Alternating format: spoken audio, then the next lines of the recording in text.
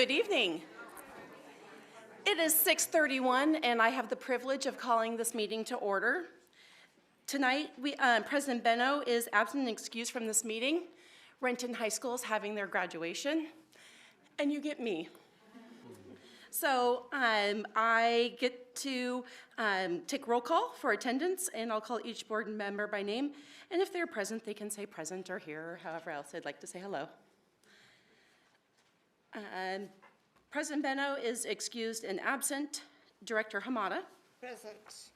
Director Clark. Present. Director Farah. Here. Good evening. Tonight, Director Hamada will lead us in the Pledge of Allegiance. Would you all please stand?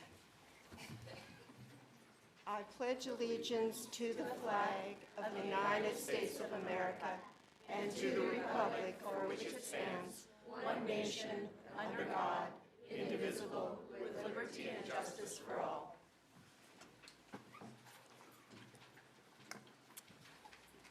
We have a full house tonight, which is very exciting, and we welcome everybody that is here with us in person and all of us joining us online. This is a meeting of the Kent School District Board, which is held in public to comply with the Open Public Meetings Act. We welcome the public's participation in this board meeting and thank those of you who have come to this meeting and those who are viewing via our live stream. So let me go through all the rules. This is the process for audience participation. The purpose of the board meeting is for the board to conduct its business in public. During the meeting, the board will listen to, but not respond to, comments from visitors. Individuals with items for the board or superintendent must provide the items directly to safety services staff. Approaching the dais during the board meeting is not allowed. Any items turned in will be provided to the board and the superintendent following the meeting. Those wishing to comment must complete a comment card and turn it in either before the meeting begins or no later than the beginning of the legislative update. So this is right now. So if you would like to make comment, go grab a card. We have a place to put them, and we would love to hear what you have to say. No cards will be accepted once the legislative report has begun. Visitors who have completed a comment card indicating a desire to speak on an agenda item will be called at that portion of the agenda. There is a brief delay in the live stream audio, and we will allow for extra time so you can make your way to the boardroom if you're in an overflow room. When it is your turn to address the board, please state your name at the beginning of your testimony. Public comments will be heard after the opening, during preliminary communication from the audience at specific agenda items, and during final communication from the audience. Students will be the first to speak on any topic. Please limit your remarks to 3 minutes. You will hear a timer when the 3 minutes are up. Please do not use any specific names of staff or students or personally identifiable information. Abuse of public comments personally directed towards staff or board members will not be tolerated. The president or the vice president today may interrupt or terminate an individual statement when it's too lengthy, obscene, or irrelevant. And per board procedure, written material to provide board members with background information should be submitted to the superintendent's office at least 1 week in advance of the meeting. So I would like, at this time, to invite Director Farah to lead in the land acknowledgement. Okay, thank you. We acknowledge we are gathered upon the ancestral lands of the Muckleshoot Indian tribe, who historically lived throughout the area between Cascade Mountains and Puget Sound. Thank you, Director Farah. We are now at item 1.07, agenda review. Superintendent Vela, is there any changes to the agenda? Yes, Vice President Margell, there is one change to the agenda. We are adding a supplemental personnel report to the consent agenda as item 8.20. Great, thank you. Vice Chair, I have an agenda item I'd like to add it. Okay. I would like to propose to add to the agenda a discussion and vote on a resolution to stop the proposed battery energy storage system in Covington. I have the resolution that I'd like to see typed up, and I'd like to vote on it, discuss it, and vote on it tonight. Madam Chair, I'm not sure that's appropriate under our procedures. Vice President Margell, I can ask our legal counsel, Mr. Brockvogel, to advise. Thank you. Thank you, Board Chair Margell and Superintendent Vela, members of the board. The question, as I understand it, is that there's an amendment, there's a motion to amend the agenda, is that correct? Correct. The procedure would be, this is a regular meeting, the agenda may be amended by motion, an affirmative vote on that motion, which requires, of course, a second. So that's the answer. Okay. Okay, great. So we will first, there is a motion to add the supplemental personnel report to the consent agenda. So we will go through that, and then we will look at the proposal for the motion for the Director Hamada's about the battery. All right, I move adding item 820 onto the consent calendar for the agenda. Is there a second? Second. Discussion? Seeing none, we'll move to a vote. All those in favor say aye or raise your right hand. Aye. Aye. As we see all four, the motion passes. Item number 8.20 will be added to the consent agenda. Is there another motion on the floor? I move that we add to the agenda a discussion and a vote on the resolution to stop the proposed battery energy storage system in the city of Covington under the jurisdiction of King County. Is there a second?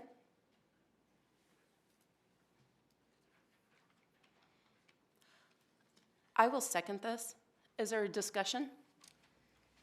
Seeming I brought this to the motion last night as a private citizen. I was, after attending a board meeting here, I went to the Covington Council where they had an open discussion on the battery storage unit that they're putting in. They have put it and placed it on unincorporated King County land, so King County has jurisdiction over it.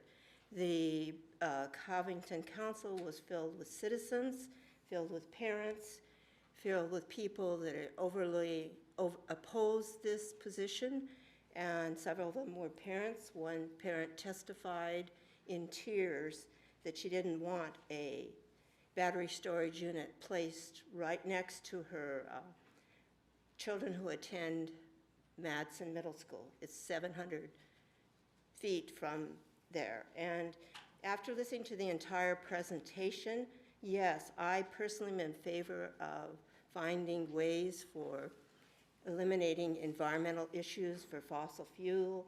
I also think there's some merit in these storage center units being placed. I have direct conflict personally, and I'd like to see our school district take a position on this so they don't shove it down our throat and put it next to our kids. And also I'm a resident of the area of Covington, and I feel strongly it's being put right in a neighborhood near wetlands and areas. And after the presentation, I don't feel that this particular unit, what they want to do is, it's a great place, but it's a wrong place to put it.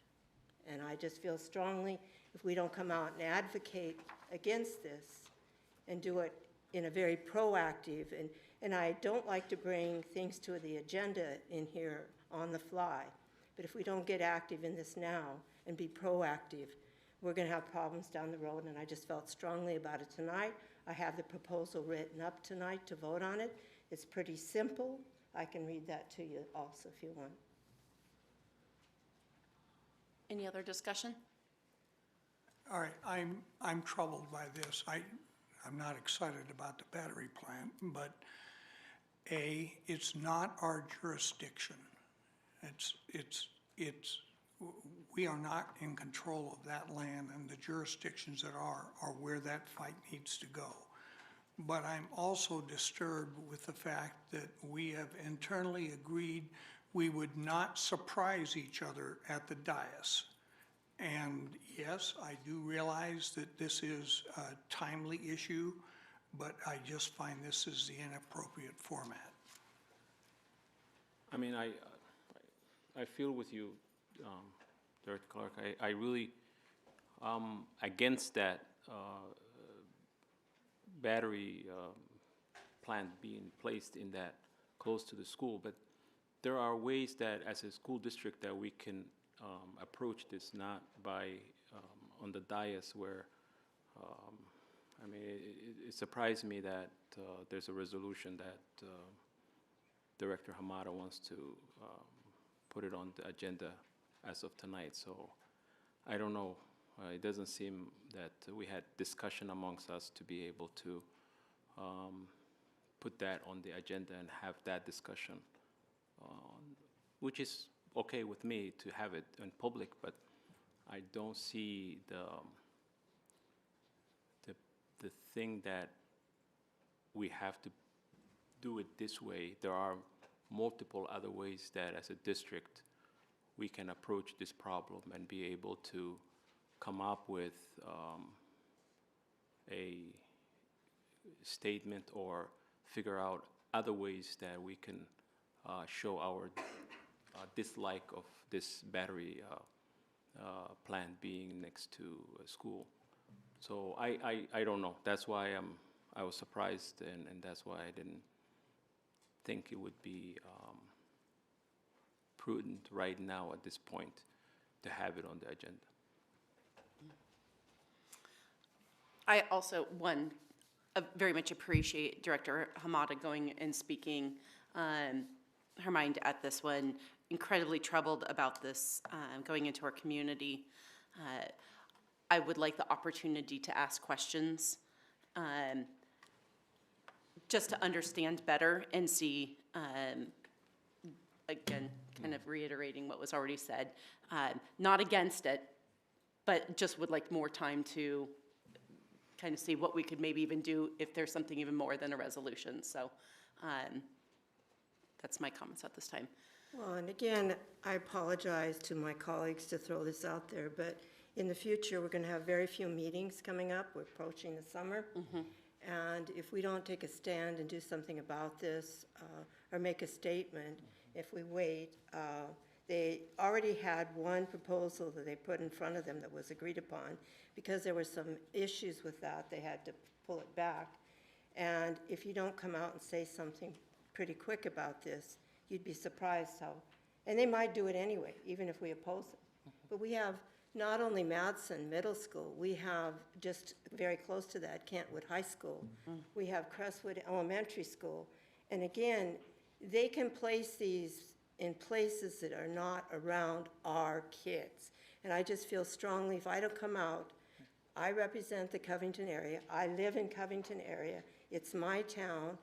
And I just feel like, to me, it's just a cut and dry issue. They can do this any place else, but not in that particular place. And I apologize for springing this on us, but this just kind of came about, and I learned about it, and I heard a very big presentation with a lot of questions.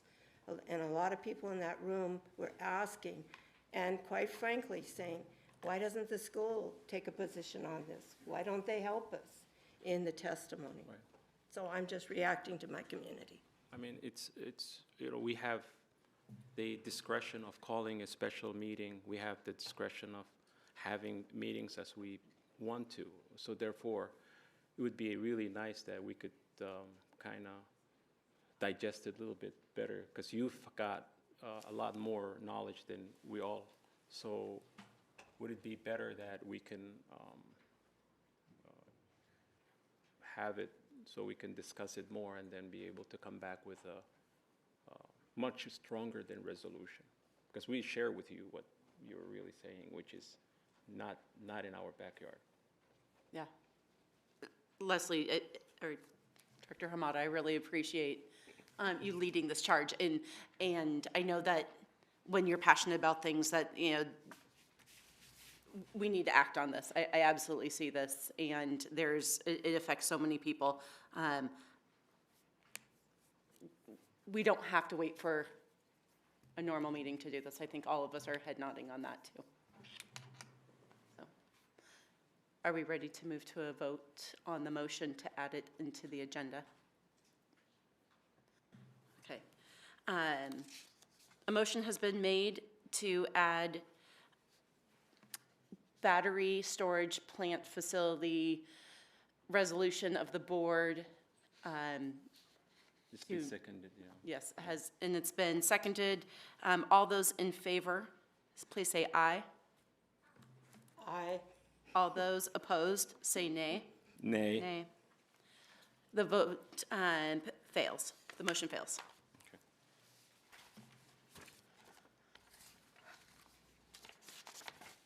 We are now at section 2.0, recognition. I call on Superintendent Vela. Thank you, Vice President Margell. I'd like to call on Mr. Damon Hunter, our Associate Superintendent of Human Resources, to begin the recognition of our retirees and employees of the year this evening. Mr. Thank you. Good evening, Vice President Margell, members of the board, Superintendent Vela, Ms. Curry, Ms. Santello. Before I read the Kent School District Proclamation Retiree Celebration, I would like our retirees, both past and present, to stand to be acknowledged. Our retirees, both past and present, if you can stand to be acknowledged, that would be great.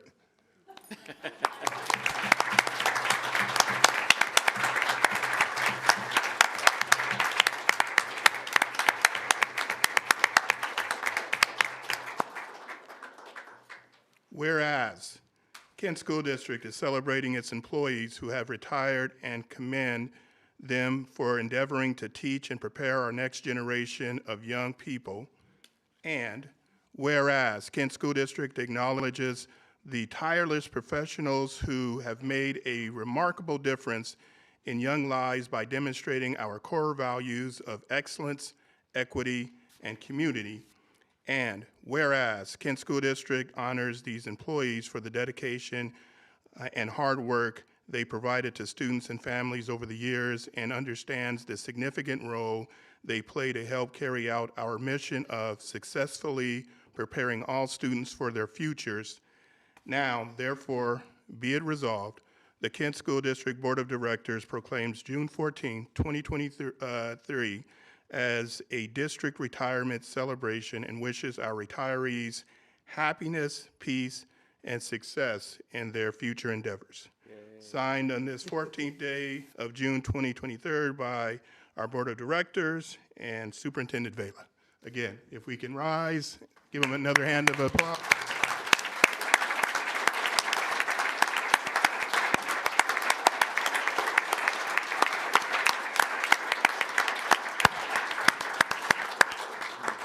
If we can have all of our retirees come to the front for a group photo, that would be great. Current retirees, thank you.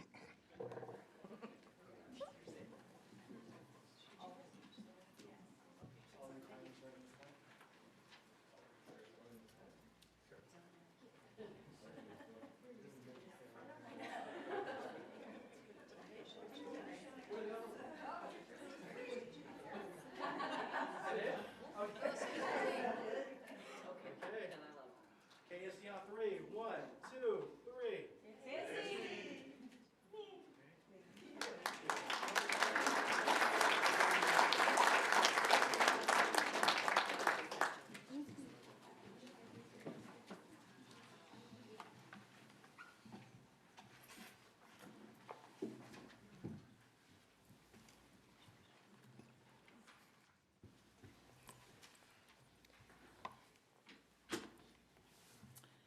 And now to section 2.02, recognition of employees of the year.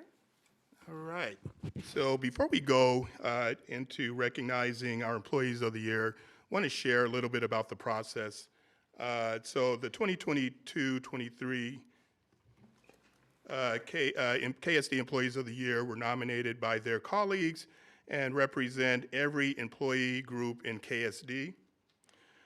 Nominations focus on how each employee's work supports the 4 KSD strategic goals, and nominations were scored by representatives from labor partners and colleagues.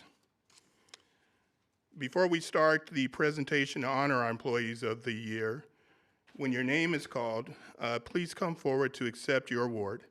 Once you have accepted your award, please return to your seat.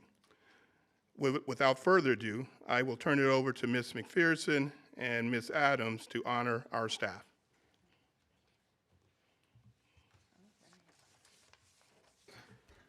So with our first employee of the year, we have Mr. Brian Smith. Brian.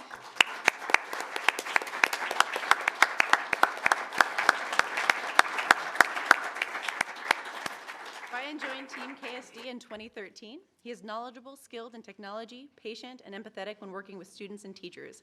Brian is resourceful and innovative in finding solutions to problems. He's collaborative and supportive of the needs of stakeholders and dedicating to promoting digital equity.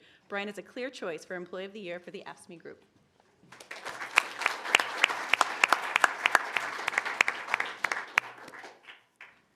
Tino Acevedo. We can go back. All right. We're all about being flexible. Yeah. There you go. Yeah. Samantha Maffei, who I know is not able to join us today, but we're going to applause anyway in her honor.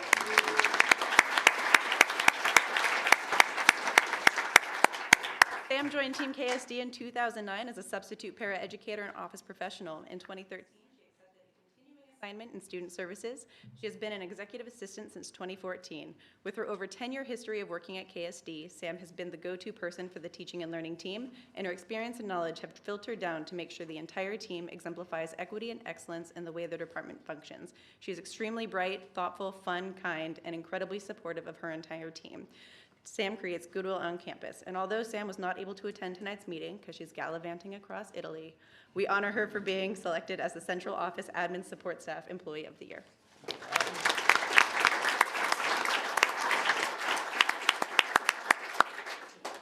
Charity Jensen.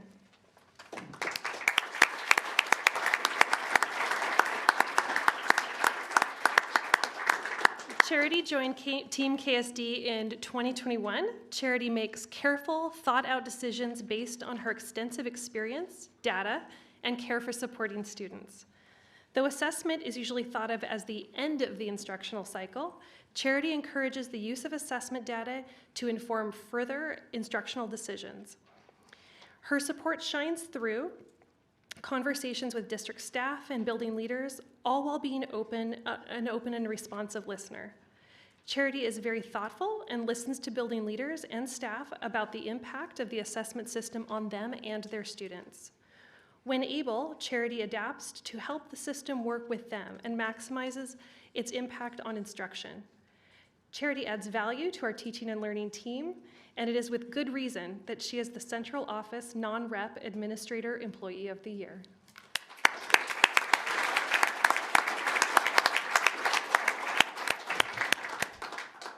Brian Lockhart.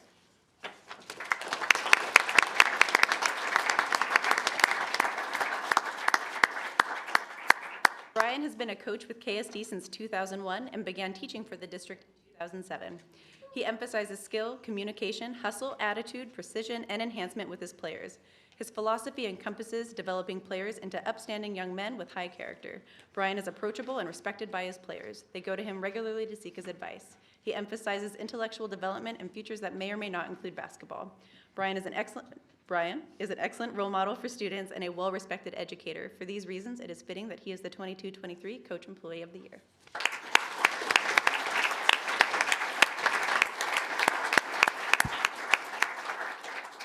Karen Powell.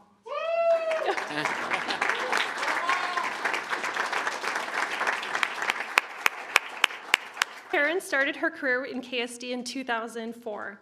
She has worked mostly as a KOP member, but has also been a bus driver.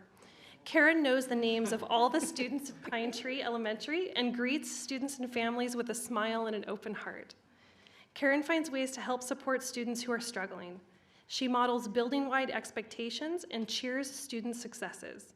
She is flexible, a team player, and exceptionally knowledgeable about office responsibilities.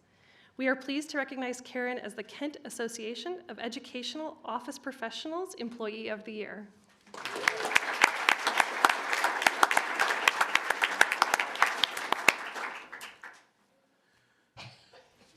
Ann Ott.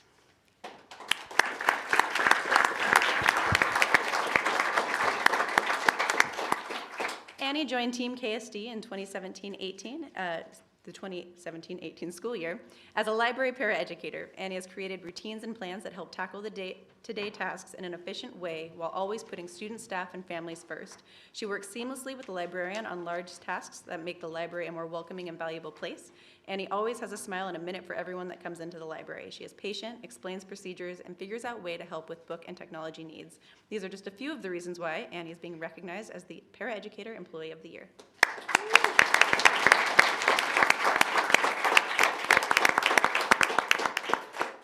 Heather Contreras.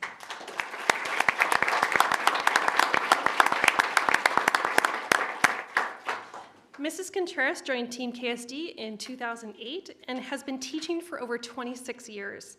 She has served as a curricular leader, participated in new curriculum adoption and implementation, and created a strong learning environment for the teachers in her department. Heather is focused on advancing the whole student towards grade level standards. She engages students in a structured classroom and uses trauma-informed instruction as the foundation to create a safe and inviting learning environment. Mrs. Contreras is passionate about math and creates meaningful lessons for her students. Her work as an outstanding educator, advocate for students, and mentor to colleagues exemplifies her commitment to education and makes her deserving of the KEA Classroom Employee of the Year.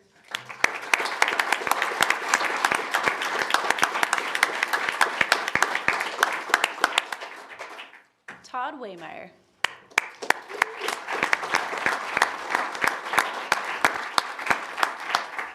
Todd joined Team KSD in 2019 as a behavior interventionist at Millennium Elementary. He moved to his current role as Student Services MTSS coach in 2021.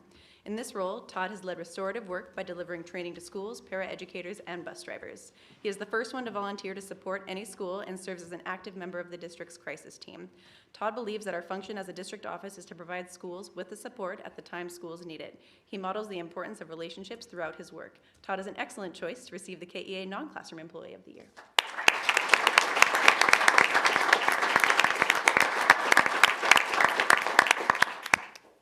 Danielle DeYoung.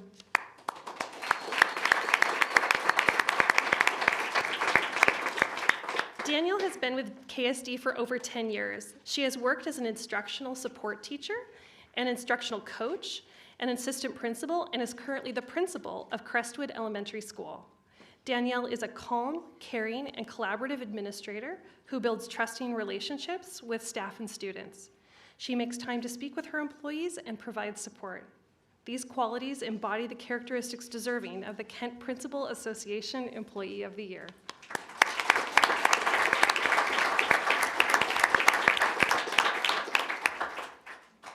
Barbara Park.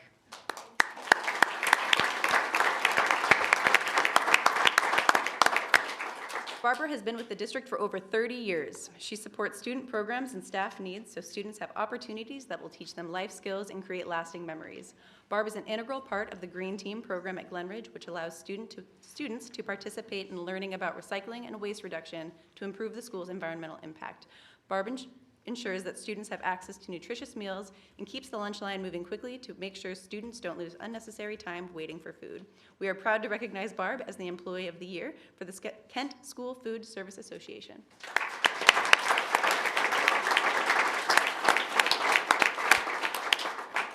Mindy Holland.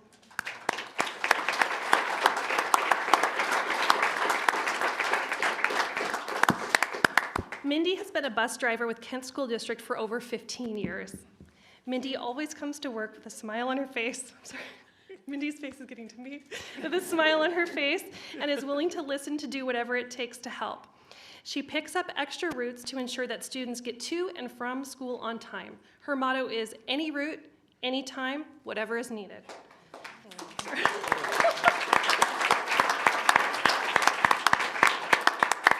There are a few reasons that Mindy is the Teamsters Employee of the Year. Teamsters Employee of the Year. Wow.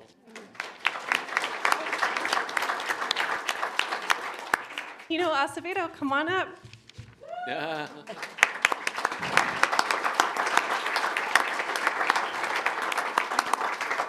Tino has been with Team KSD since 2015. As a bus driver, he took special care to get to know students and reach out to parents. Tino transitioned to the role of transportation service person, where he keeps the school bus fleet organized, clean, and free of seat damage. Tino is always trying to find ways to make the bus drivers' jobs a little easier so they can concentrate on the students and driving. He has a positive attitude and is always willing to help fellow employees whenever and wherever needed. Tino's dedication to his work and team is worthy of recognition as the AFT Employee of the Year.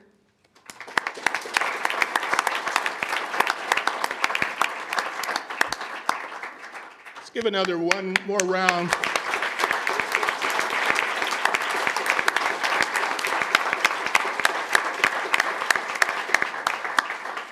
If we can get all of our Employees of the Year recipients to come forward to the front for a group picture and then an individual picture, that would be great.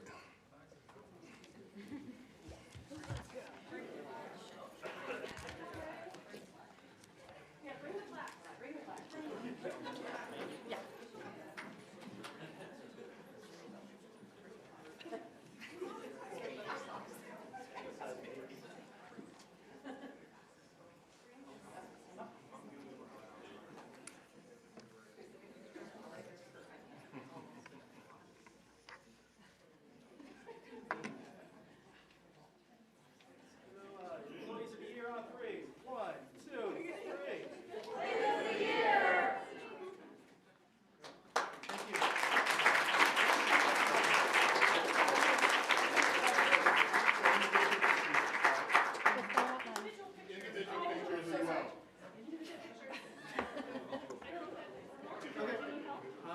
No, not yet. Okay. Not yet, okay.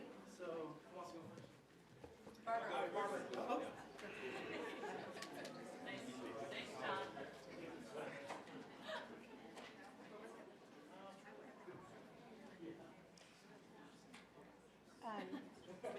This would be with board and HR staff as well. One and then individual.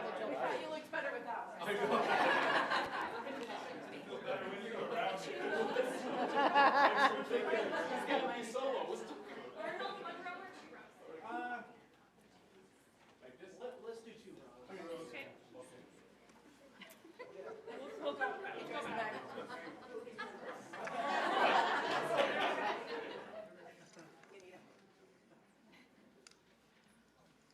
Three. 1, 2, 3.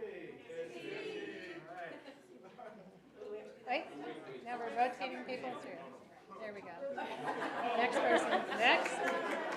Next. Yeah.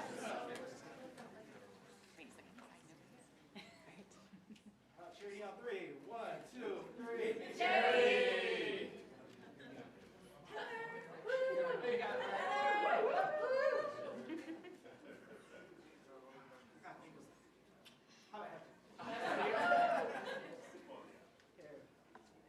One, two, three. Okay.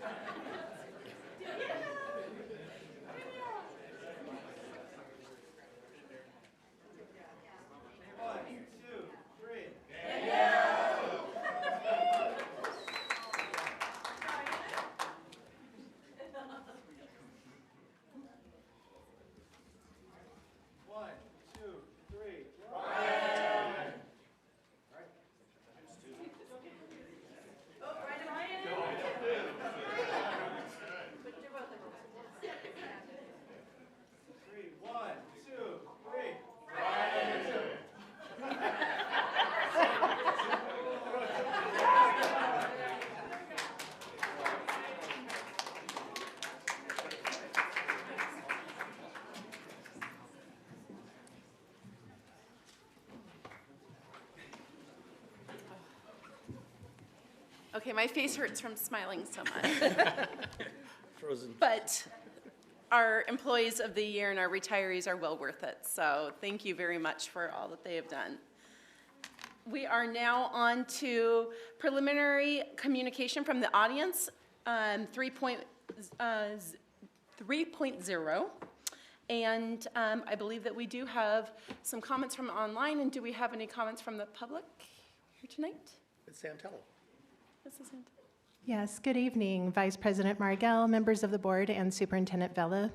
We do have a number of comments received this evening.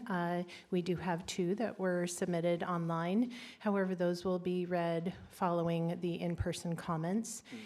To begin, I will present you with cards from our students that we have here this evening, and I'll talk you through these when I approach the dais. Thank you. Thank you.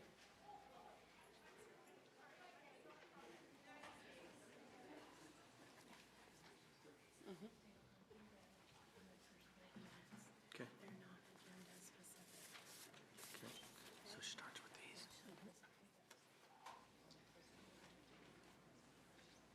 Okay. Okay.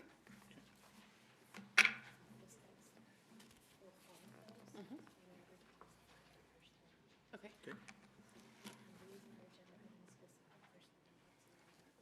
Okay. Thank you.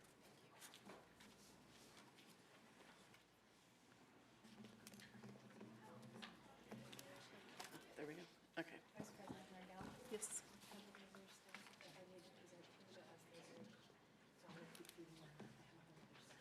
Okay, great. I am so excited. We have a lot of comments tonight. And we always start with our students first. And so I would like to call Miriam Timison, or some name that they're close to.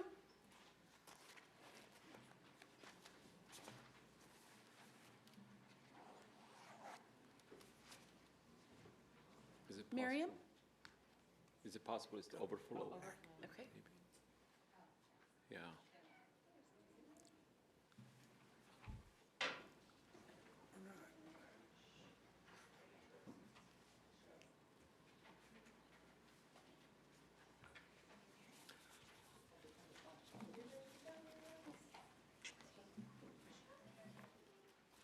There she is.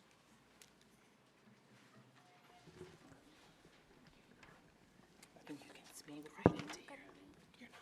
She's not gonna. She will. Okay, then you can speak into here. Okay. So, can I take a picture? Okay. Are you ready? Do you want me to go first? Okay, I'll go first. All right.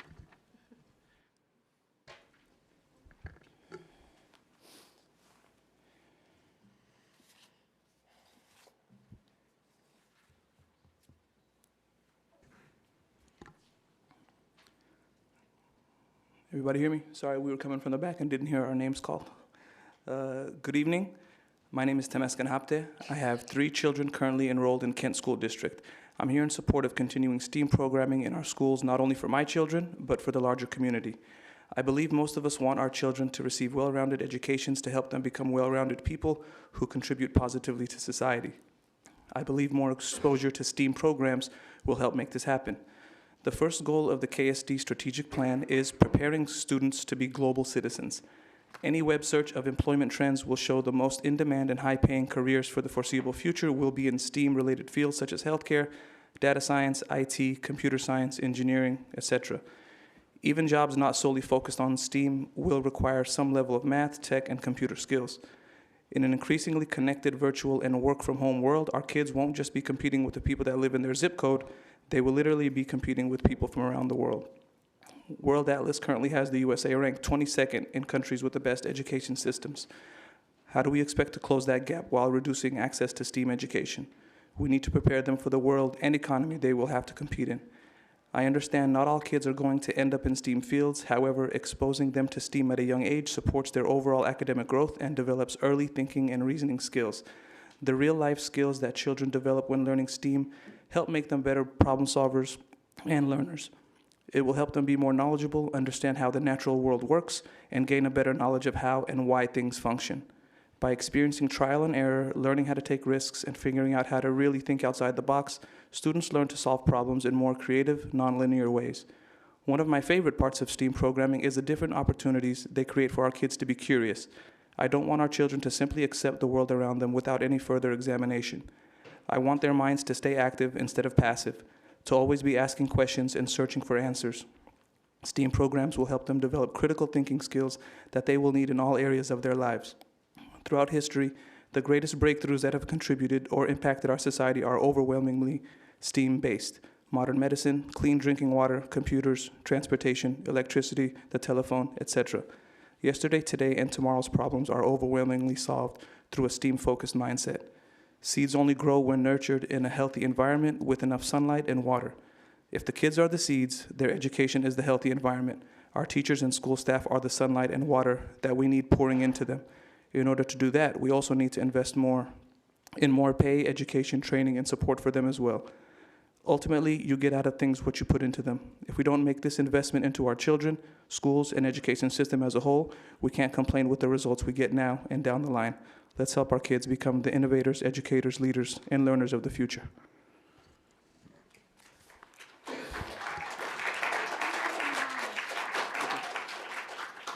You don't want to read it? My daughter, upset as a kindergartner at Martin Sortun. Sure you don't want to read it? She asked me to read hers. Okay. Okay, go ahead. is that Miriam? The Apsara. Okay, Absara was the next card that I had, so Yeah. we will go to Absara's. I am reading on behalf of this one. Thank you. All right. Dear KSD Board, I like STEAM because we get to play with Legos. We should keep doing it because it's good for you. Besides, you might not even think it's cool, but really, it is super cool. From Apsara Temesca. All right.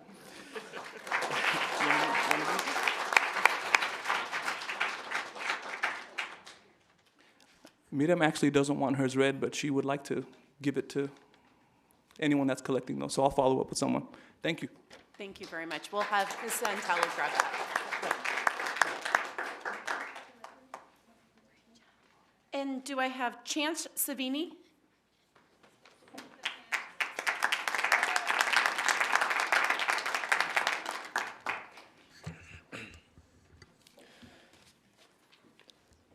Good evening. My name is Chance Savini, and I'm an 8th grader at Mill Creek Middle School.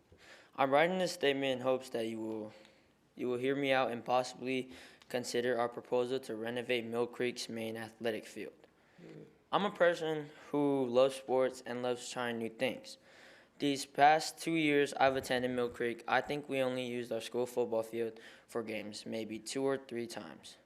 When I'm on the field, I not only play from the heart, but I play to represent my school and my community very proudly.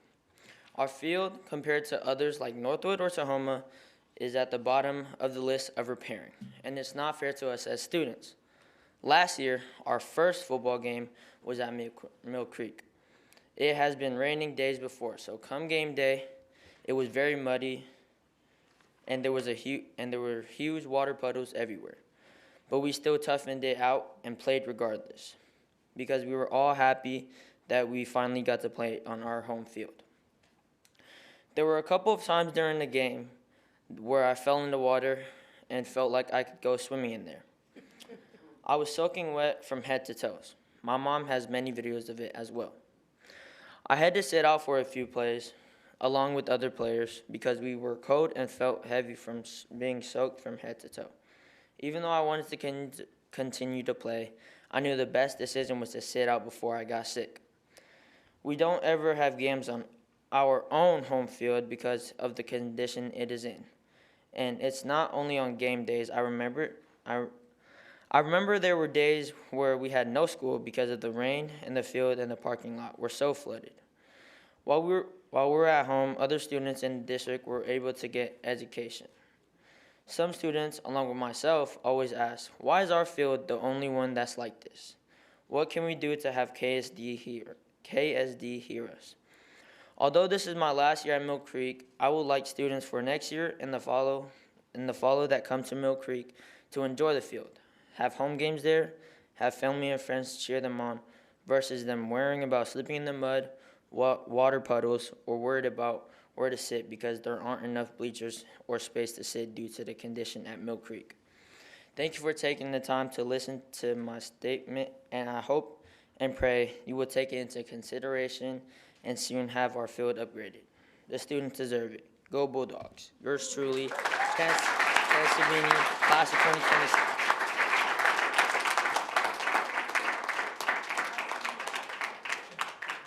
Thank you. And I'm going to apologize if I get this first name wrong. Is it Aloha Martinez? Alexa, I am so sorry, Alexa. It is my reading, not your writing.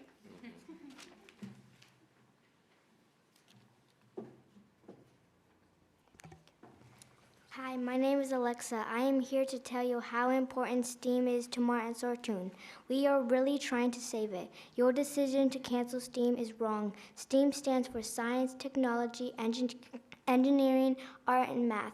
We learn to make a difference in the world. For example, the Gulf of Mexico explosion was horrible. It ruined the land, water, and animals. People helped it recover. That impacted the world. We made art by learning about plants, viruses, and chemicals.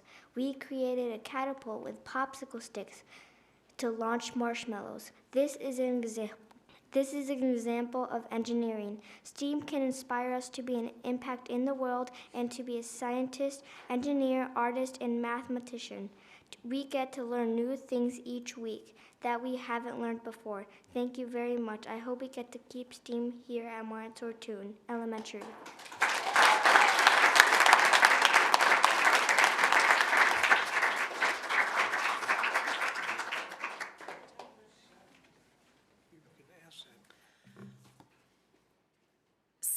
Severin?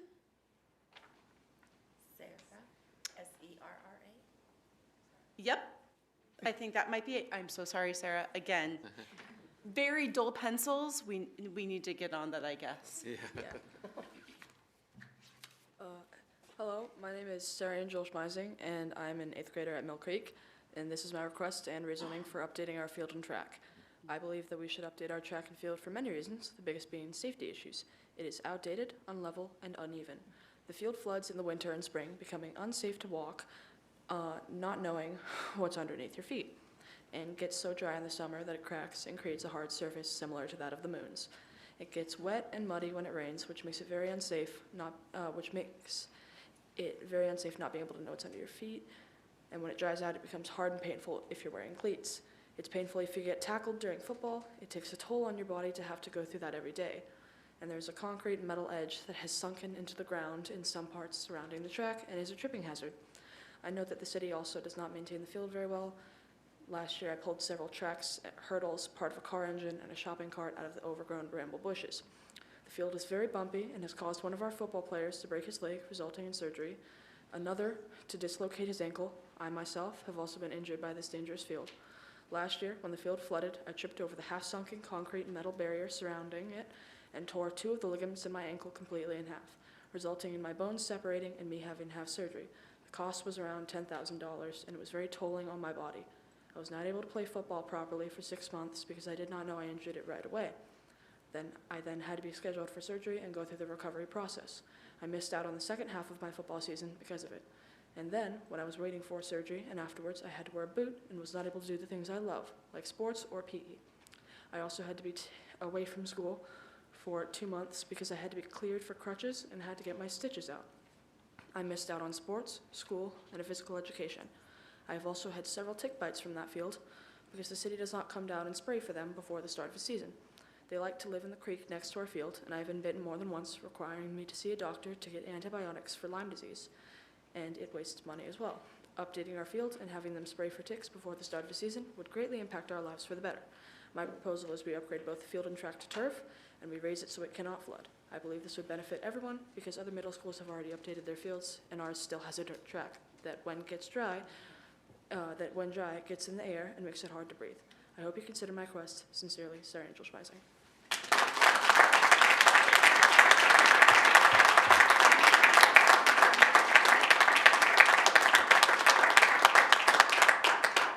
Thank you, Sarah. And again, apology for not pronouncing your name correctly. Talia Hardy.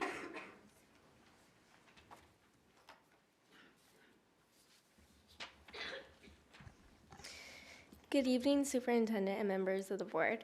My name is Talia. I'm an 8th grader at Meeker Middle School. I have lived in the Kent School District since I was 3 years old. I have also been a Girl Scout since kindergarten.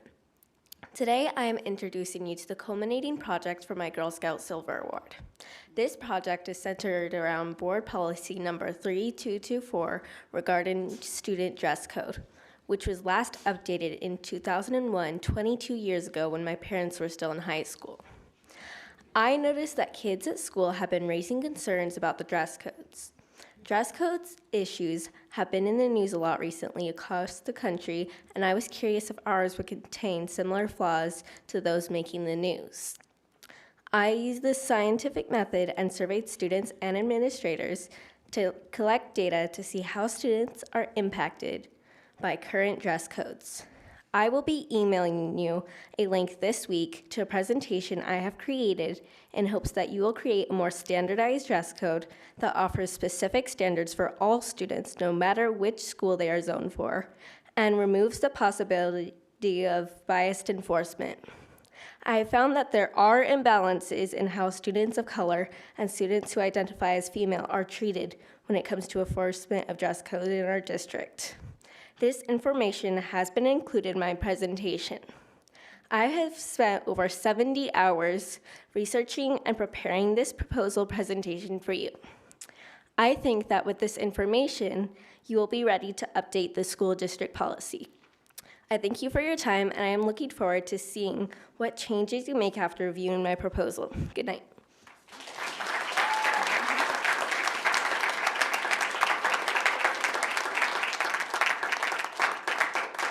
Thank you, Talia. Lennon Nichols.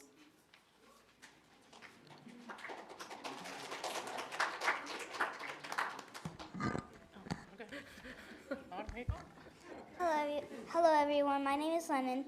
I'm just a first grader at Martin Sertoon, but I know something really important. STEAM is super cool. Some of my friends really love music, and that's great. But some of us really love STEAM. We love doing experience building things, and solving problems. It makes our brains feel super smart. STEAM is not just fun, it's also really important for our future. It helps us become better students and get better jobs. We can create amazing things and make the world a better place.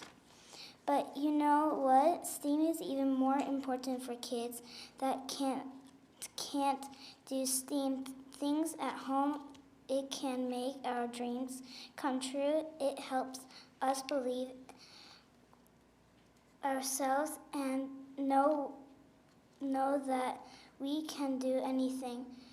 We got to learn about so many cool things to people this year, and let's make sure that every kid, no matter where they come from, can have a STEAM.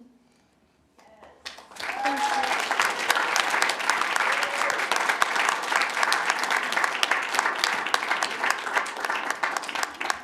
Thank you. Now, Lena Nichols.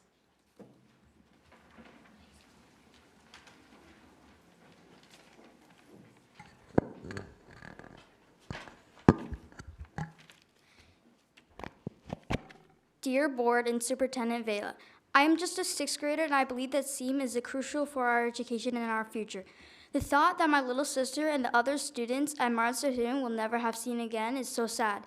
You know, in school we have different classes like music, art, and sports, which are all amazing. But let me tell you, some students like me who has ADHD and thrive and grow when we're exposed to STEAM subjects, when we get to work on cool experiments, solve complex problems, and build things, it feels like our minds are expanding, like a puzzle we just can't wait to solve. STEAM is not just about memorizing formulas or doing math problems. It's about exploring the world around us, understanding how things work, and using our imagination to create something new. We have learned so much about this world this year and about STEAM news in the world. STEAM opens up endless possibilities for us, but the impact of STEAM goes around our classroom walls and formulas. It is shaping the future of our generation. In a world that's becoming increasingly reliant on technology, STEAM skills are becoming more and more valuable. By learning STEAM, we are preparing ourselves for the jobs of tomorrow. Now let's talk about something really important. Those of us who come from less affluent neighborhoods. STEAM education can make a big difference in our lives. It levels the playing field and provides us with opportunities we might not have otherwise. When we learn about STEAM, we're not just gaining knowledge, we're gaining the power to change our circumstances and create a better future for ourselves. STEAM can bridge the gap between dreams and reality. What if Alan Turing didn't break the Enigma? What if Marie Curie didn't find radium? Do you know that I have heard my classmates bring up things we learned in the STEAM classroom? Classmates usually don't care about specialists. I wish you asked us how we felt before making a big decision. Remember, we are the future engineers, scientists, and problem solvers. Let's unlock the potential, dream big, and create a world where STEAM knowledge is accessible to all. Together, we can change the world. Thank you.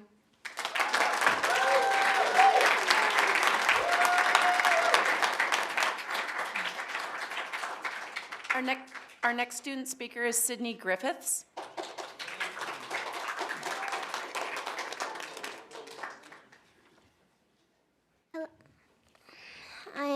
I'm Sydney Griffiths. I'm 8 years old. I'm a second grader at Martin Sortoon Elementary School. Members of the KSD, STEAM is a big thing for Martin Sortoon, and you're shutting it down, and it is not cool. But you see, me and my friends have worked really hard to save STEAM. Like almost every single person at Martin Sortoon loves STEAM, because STEAM might change some kid's life. And I don't say that lightly. The fact STEAM gives us is going to change our lives. And if you don't think that's fair, then you can give it to other schools. So that's why you shouldn't stop STEAM. Thank you for your time.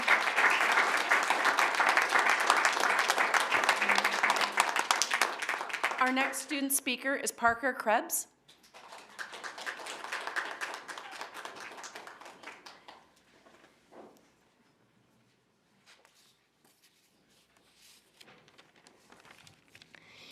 Hello, my name is Parker Krebs. I'm in 4th grade at Martin Sortoon Elementary, and when I heard that STEAM will be canceled next year, I almost cried. So this paper should list off all the reasons why we need STEAM. Here are some of them. So this paper, STEAM is my favorite part of the week. Sometimes I wish we could have it multiple times a week. And when our teacher walks to the door to pick us up, I say to myself, we have to leave already?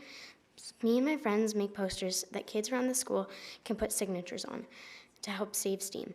One week we put out a huge sign, and within 1 hour it was full. STEAM is so much fun. I feel like I can be creative and express my feelings more. I feel like I can be myself and show who I am in different ways and feelings. We also learn so much new and awesome stuff about important people in the past, situations and places around the world, and big problems in the world we can fix. We also sometimes get to do art and build with Legos. Me and my friend in class made a STEAM box to put in the office where kids can write letters and draw pictures to show how much they love STEAM. We even went on the intercom/morning announcements in front of the whole school to talk about STEAM. We found out right after that day that there was a line of students down the hallway to drop off letters in the STEAM box.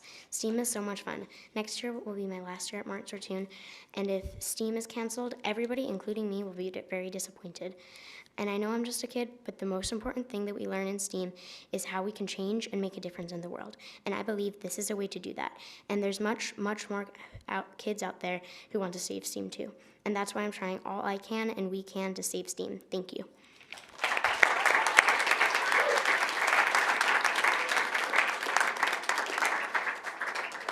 Our next speaker is Maddie Russell.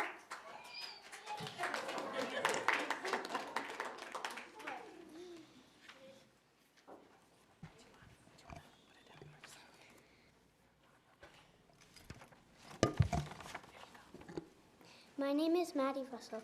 Please do not take away STEAM. Kids learn so much in STEAM. We have learned to make the world a better place, and we will be sad if you cancel STEAM. Thank you, Megan.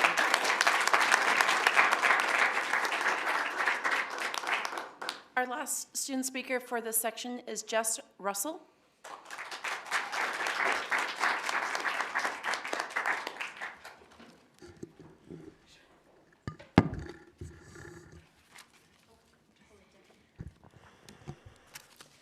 Dear KSD Board, my name is Jess Russell, and I'm a 4th grader at Martin Sortoon Elementary. And I want to give you 5 reasons not to cancel STEAM. 1, it gives us an opportunity to do science, technology, engineering, art, and math in one class. 2, it gives us extended chances to learn in a fun way. 3, it gives us hands-on experience to prepare us for middle school. 4, and it doesn't just teach us science, technology, engineering, art, and math, it also teaches us how to use our voices. 5, it teaches us to work together and communicate with each other. All of the students love STEAM, and we are here to convince you to do all you can to save it. STEAM is the part of the week I look forward to most, and every one of the staff members and students would be devastated if you cancel it. So please, please save STEAM. Thank you, Jess.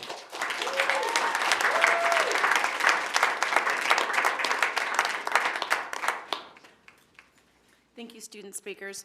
We do have some time to have some of our in-person adult speakers first. Shauna Krebs.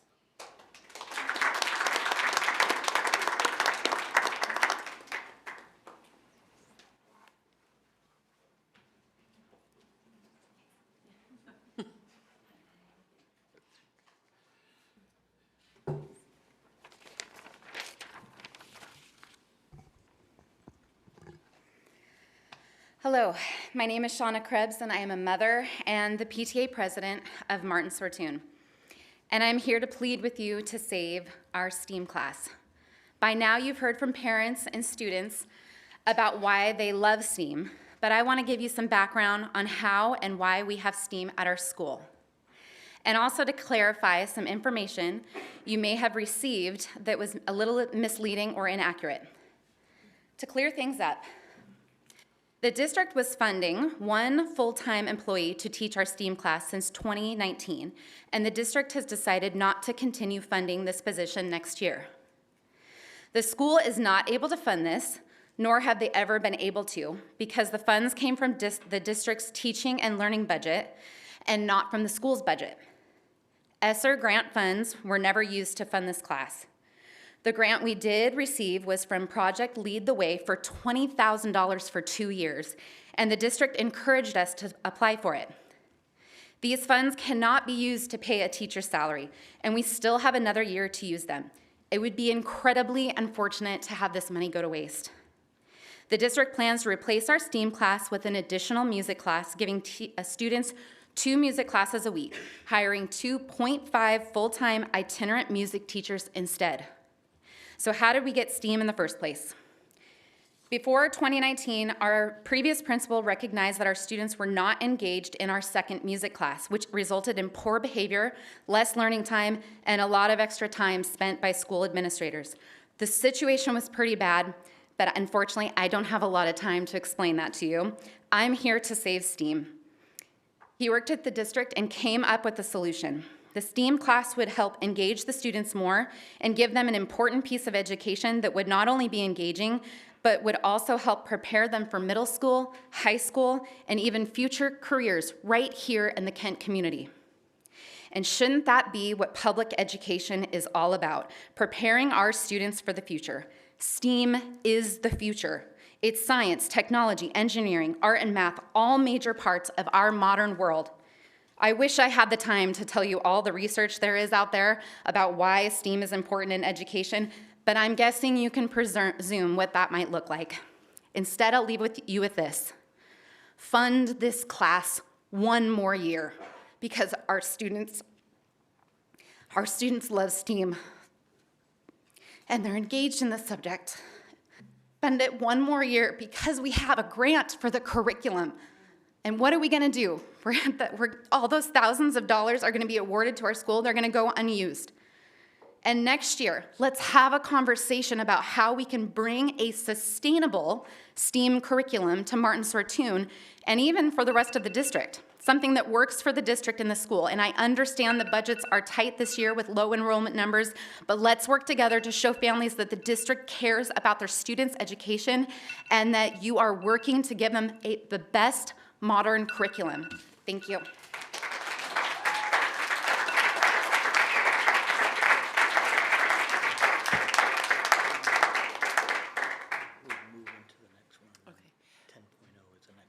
We are at our 30-minute mark, and I still want to hear the rest of the comments that we have. We have a good stack of cards, but they will go at the end of the rest of the program, so I do hope that you stay. We'll try to be entertaining. Madam Chair, point of privilege? Yes. Just before the kids have to leave, because I know you need to get to bed, I'm amazed at the testimony tonight, the adults too, but you kids, it takes a lot of courage to come up here and talk. I feel like, man, if we're not seeing the product of what we're doing here, you kids are the product. So, thank you. I mean, I just want to add, Martin Sortoon is really close to my heart. So, and his team. I'm an engineer, so we'll do whatever we can to make sure that happens. Thank you.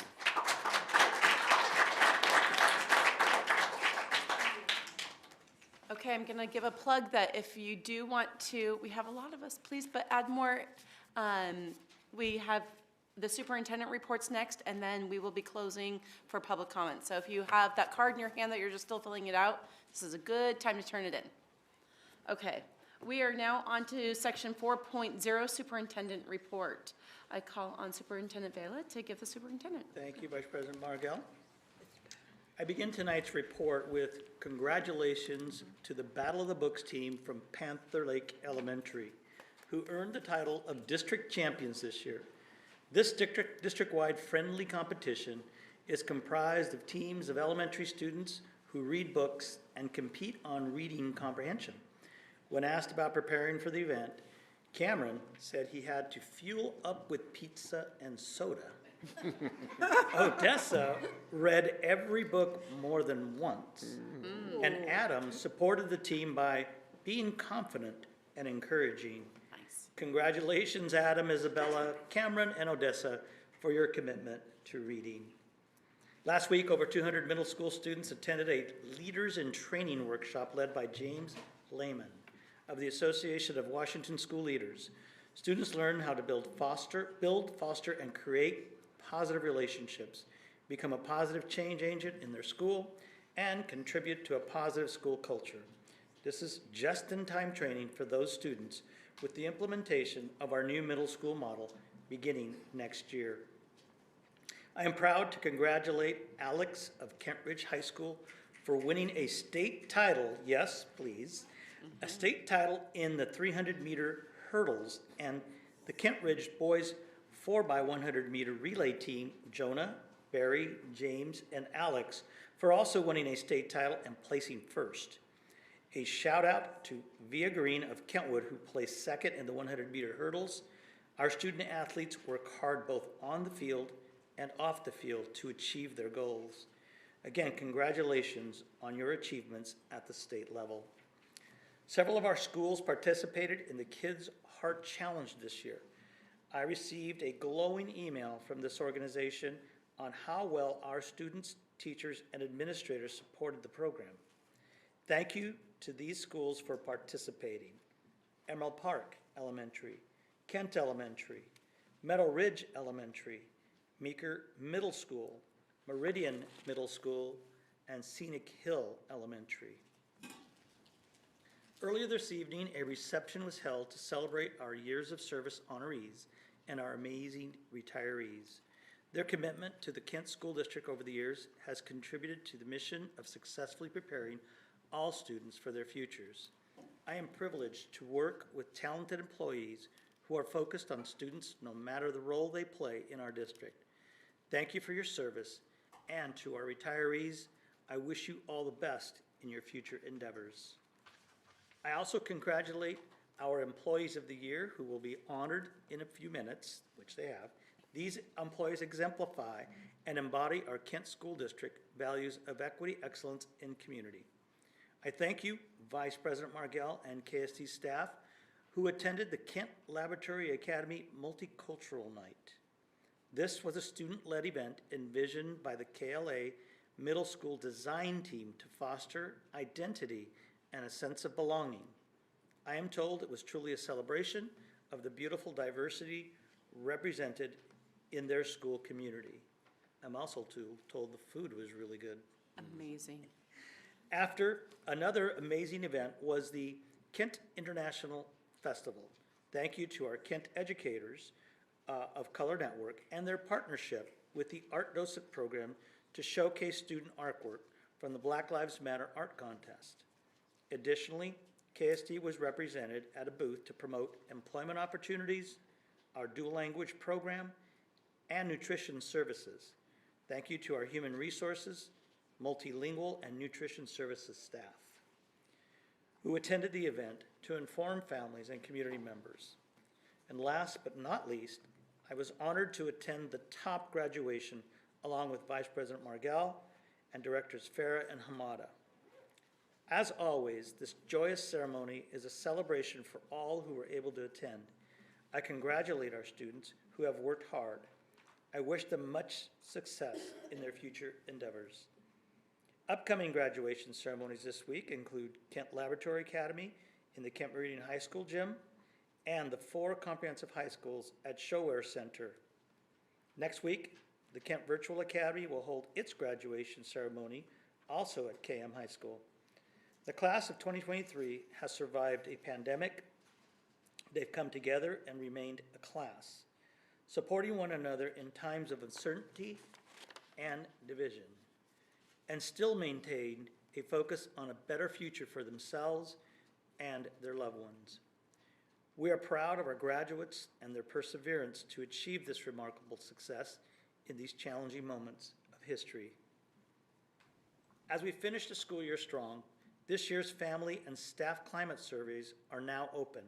We ask our families and staff to complete a survey and tell us about their KSD experiences before June 23rd, as we value this important feedback. The Bond Feedback Survey is also underway with over 2,000 surveys already completed to date. Please complete the 2023 Bond Feedback Survey to help inform the Kent School District's next steps for prioritizing facility improvements not covered by state and federal funds. Find the survey on our website. I look forward to the remaining graduation ceremonies and celebrating with our students, staff, families. We look forward to finishing the 2022-2023 school year strong. Thank you, and this concludes my report. Thank you, Superintendent Vela.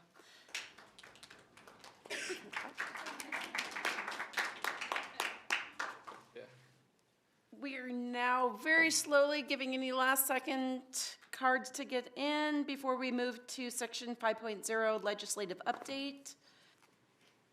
Okay, I am asking Director Hamada to give the legislative update. Well,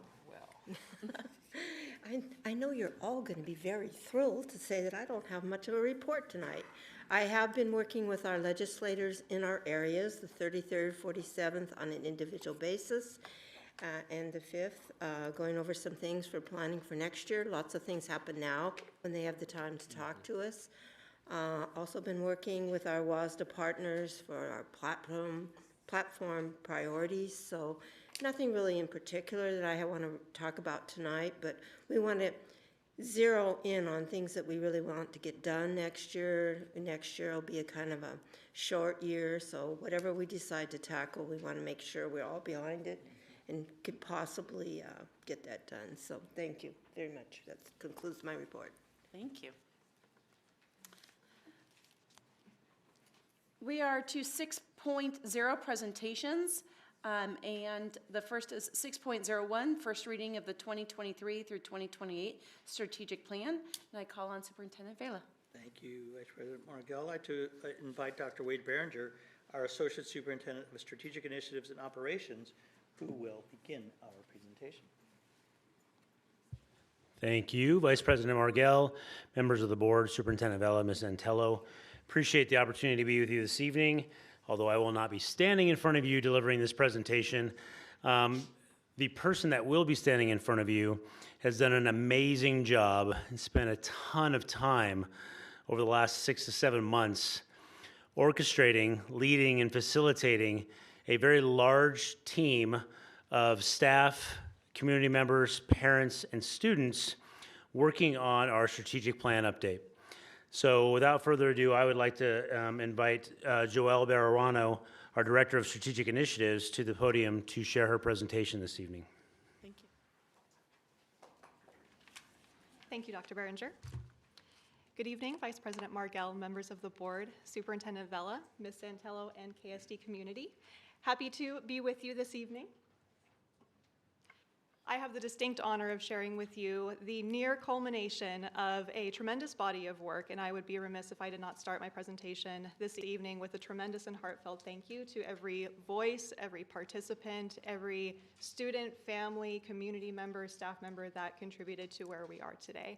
I have been privileged to serve alongside so many thoughtful and compassionate leaders that have tremendously led forward the work that you see before you here today. So what I endeavor to do this evening is to strike a bit of a balance between what we share with you this evening and the stage we set for a presentation at our next regular board meeting on the 28th, where you'll hear more so from our facilitators who have been working within each of our goal committees to refine the goal areas of focus, the beliefs, the commitments, and the measures that you'll see in that final draft. So this evening, what I'll be sharing with you is a bit of a deeper dive into the approach that we've taken to this work, as well as the structures that have been put in place, and of course, the partnerships and engagement that have led to the draft that you see. So thinking about our approach to this work, I often start every meeting that we have with our intended outcomes. Staying grounded in these has helped to lead us through this work in a meaningful way and ensure that at the end of all of this, we have produced what we have set out to achieve. This first intended outcome, of course, produce an updated strategic plan. We knew that coming from the strategic blueprint for 2016 to 2021, there were a lot of really great intents in that document. And in many ways, the spirit and intent of some of those goal areas have carried through. But what we know is that our context is different now. And so as we think of our goals as buckets, the work before us was really to fill those in a meaningful way with the bodies of work that we know we need to engage in, and in some cases are engaging in now, but also what we need to engage in as a system to set our students and our system up for success in the future. Part of that, very key to that continuous improvement effort, is the thoughtful approach to progress and performance monitoring.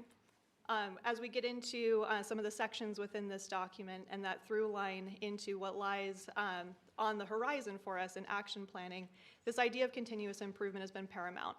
We need to ensure that the data that we're using that will help inform these different areas of continuous improvement have clear and defined processes to produce that data. You might recall some of our data conversations in prior presentations, that we have processes to produce that data and that there are consistent and effective means to measure that. Of course, voice is essential in how we move forward with this. Thinking about our students, teachers, families, and really our system at large as our customers, we want to really anchor what we prioritize as a system in what those needs currently are and what they will be in the future. And so hearing the ideas of all of our stakeholders, but especially these, is very, very critical in how we move forward. Our intent throughout this process has been to share ownership with all of the lives that will be impacted by this work. And so community and stakeholder engagement was a tremendous priority throughout this process. And finally, which this is the nature of the work on the horizon here, is after we've adopted our strategic plan, really working intently to create accessible and relevant materials for all of our stakeholders. This document that you see before you may be great for some audiences, but we also need to think about how we can share this information and contextualize that for a variety of different stakeholders, whether they be our elementary students, our middle and high school students, our families, our community members, the community-based organizations we partner with, and of course, everybody in between. So as we start to talk about some of the structures and opportunities that have been created throughout this process, I first want to highlight what had catalyzed all of those to be. And so early on in this process, we had started our work with a series of pre-assessments. This had engaged various levels of governance teams within the system, so our executive leadership team, our superintendent's cabinet inclusive of our labor leaders, and a variety of other individuals across the system to understand what is currently underway in these areas, what do we anticipate to be some of those priorities, really in an effort to fortify those buckets. I'm going to keep using that analogy throughout our presentation. To fortify those buckets. And really what came out of those pre-assessments were these four things. We had those initial concepts aligned to each goal area. Our pre-assessments really focused on this idea of priority and alignment. Stakeholder engagement strategies. We had an idea of what that could be. We've seen, effective practices take place for a variety of different initiatives, but we also wanted to bring that plan out to our community to say, is there any other way we can best inform and engage you in this process? We'll talk a little bit more about that here in a moment. Our overall timeline, and last but certainly not least, team and committee structures, which I'll talk a little bit more about here. So to guide our work forward, we established a steering team. I talked about those governance teams that were engaged early on in the process and helped to really fortify the spirit and intent of how we were moving forward. The steering team continued to share vision throughout this process. Our steering team was inclusive of leadership across the organization as well as our labor partners. Our steering team was also inclusive of who became our committee facilitators. So our steering team, inclusive of those facilitators, were really instrumental in creating the structures for committees and committee work to move forward. Our facilitators were pairs of wonderful individuals who you'll hear from on the 28th. Were really instrumental in guiding their teams to take in the input and feedback and ideas that were collected along the way, make meaning of those, and share recommendations as we iterated through our process. Beyond our committees themselves, we also know that we have impacted stakeholders in a variety of different roles. While the committee membership was limited, impacted stakeholders were continuously encouraged as those to connect with because in many ways, they live and breathe the work that's in this document. And so as we moved forward with the planning and conceptualization and in the early stages of what this work could and should be, it was instrumental, or it was critical for us to stay connected with those impacted stakeholders, to stay grounded in what it looks like to actualize this in the day-to-day. And then, of course, our larger KSD community. All of the different input and feedback and idea opportunities that we were intentional about creating were really with our larger KSD community in mind. And so as we talk about some of the partnerships and engagement opportunities, it'll be helpful to think about these structures as they create a very intentional feedback loop for those ideas to then be brought into committees where that meaning making is happening and those recommendations are being generated. As those drafts were being prepared, we envisioned this process where we would take in that information, iterate on those drafts of the plan, put it back out to our community and say, here's what we heard, here's what we changed, what do you think? And move through our iterative process in that way. So as you can see, in many ways, partnership and engagement is this thematic through line to all of the work that we were doing. We knew in many ways that this work needed to be two things, iterative and collaborative. And so, with that, as we start to talk about what surfaced as we moved through at a high level in each of those drafts, it'll be helpful to think too about the timeline and how all of these activities kind of interplayed over the course of time we've been working on this. So our pre-assessments started in December, and of course working backwards from our final adoption in June. Our early work, as I mentioned, included those pre-assessments and a couple different early iterations of the plan. Those early iterations really focused on that idea of alignment and clarity. So as we were engaging in those pre-assessments, we were starting to fortify those buckets, those ideas were starting to flow. We were getting a great sense of where we are right now, but more importantly, where we need to be in 2028. As we started getting into later stages in the process, version 3 and then finally version 4, which this evening, that focus shifted into measurement and coherence. So as the ground essentially was solidifying underneath us, as those ideas were kind of cementing into what you see before you, the idea of coherence was key, as we wanted to make sure that there was intentional alignment between goals, thinking about process and intersection between teams and communities, what some of those handoffs, partnerships, opportunities will be as we head into some of our implementation work in the future. And then as well, measurement, how we were going to be successful in understanding the progress and the impact of the work that we're doing on strategies to actualize the commitments that are articulated. So thinking about this process, key activities were scaffolded throughout this. So as you look through the key activities, you might see a couple that you may have participated in yourselves. I know our committee work was such that the board was involved in that on a regular basis. We had community conversations, which were event opportunities for our community at large to attend and share information with a variety of our facilitators, planning team members, so on and so forth, to hear those ideas. While we have a variety of feedback opportunities inclusive of thought exchange, different surveys, opportunities, and that means, we also recognize that there was a need and desire to have more intimate, either one-on-one or small group conversations. And so through the feedback that we had received, we created also drop-in sessions for staff roles as well.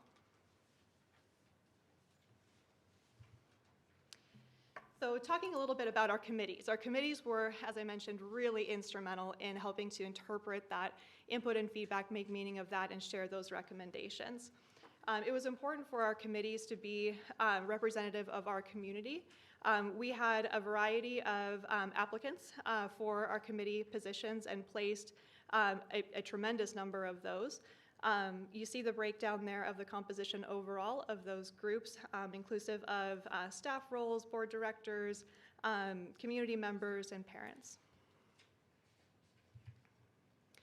So talking about some of our kind of major themes that emerged, and as I mentioned, our facilitators will share some great information with you at our next meeting about where the work started, how it evolved, and ultimately where we landed with our final draft.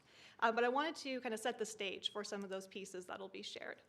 So thinking about each of our versions as they went along, as we were producing the first version of our plan, again, very much informed by our pre-assessment work, these really three key outcomes came out of that as we were solidifying what structures and plan elements we wanted to arrive at.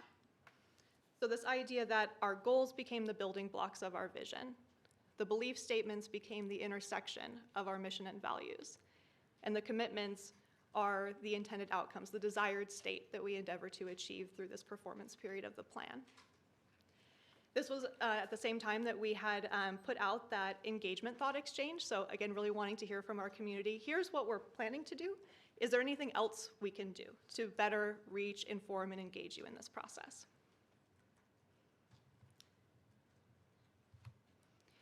As we started to work on the second major version, this was in the thick of our community conversation events. So I also want to take a personal point of privilege to thank everybody who attended our community conversations.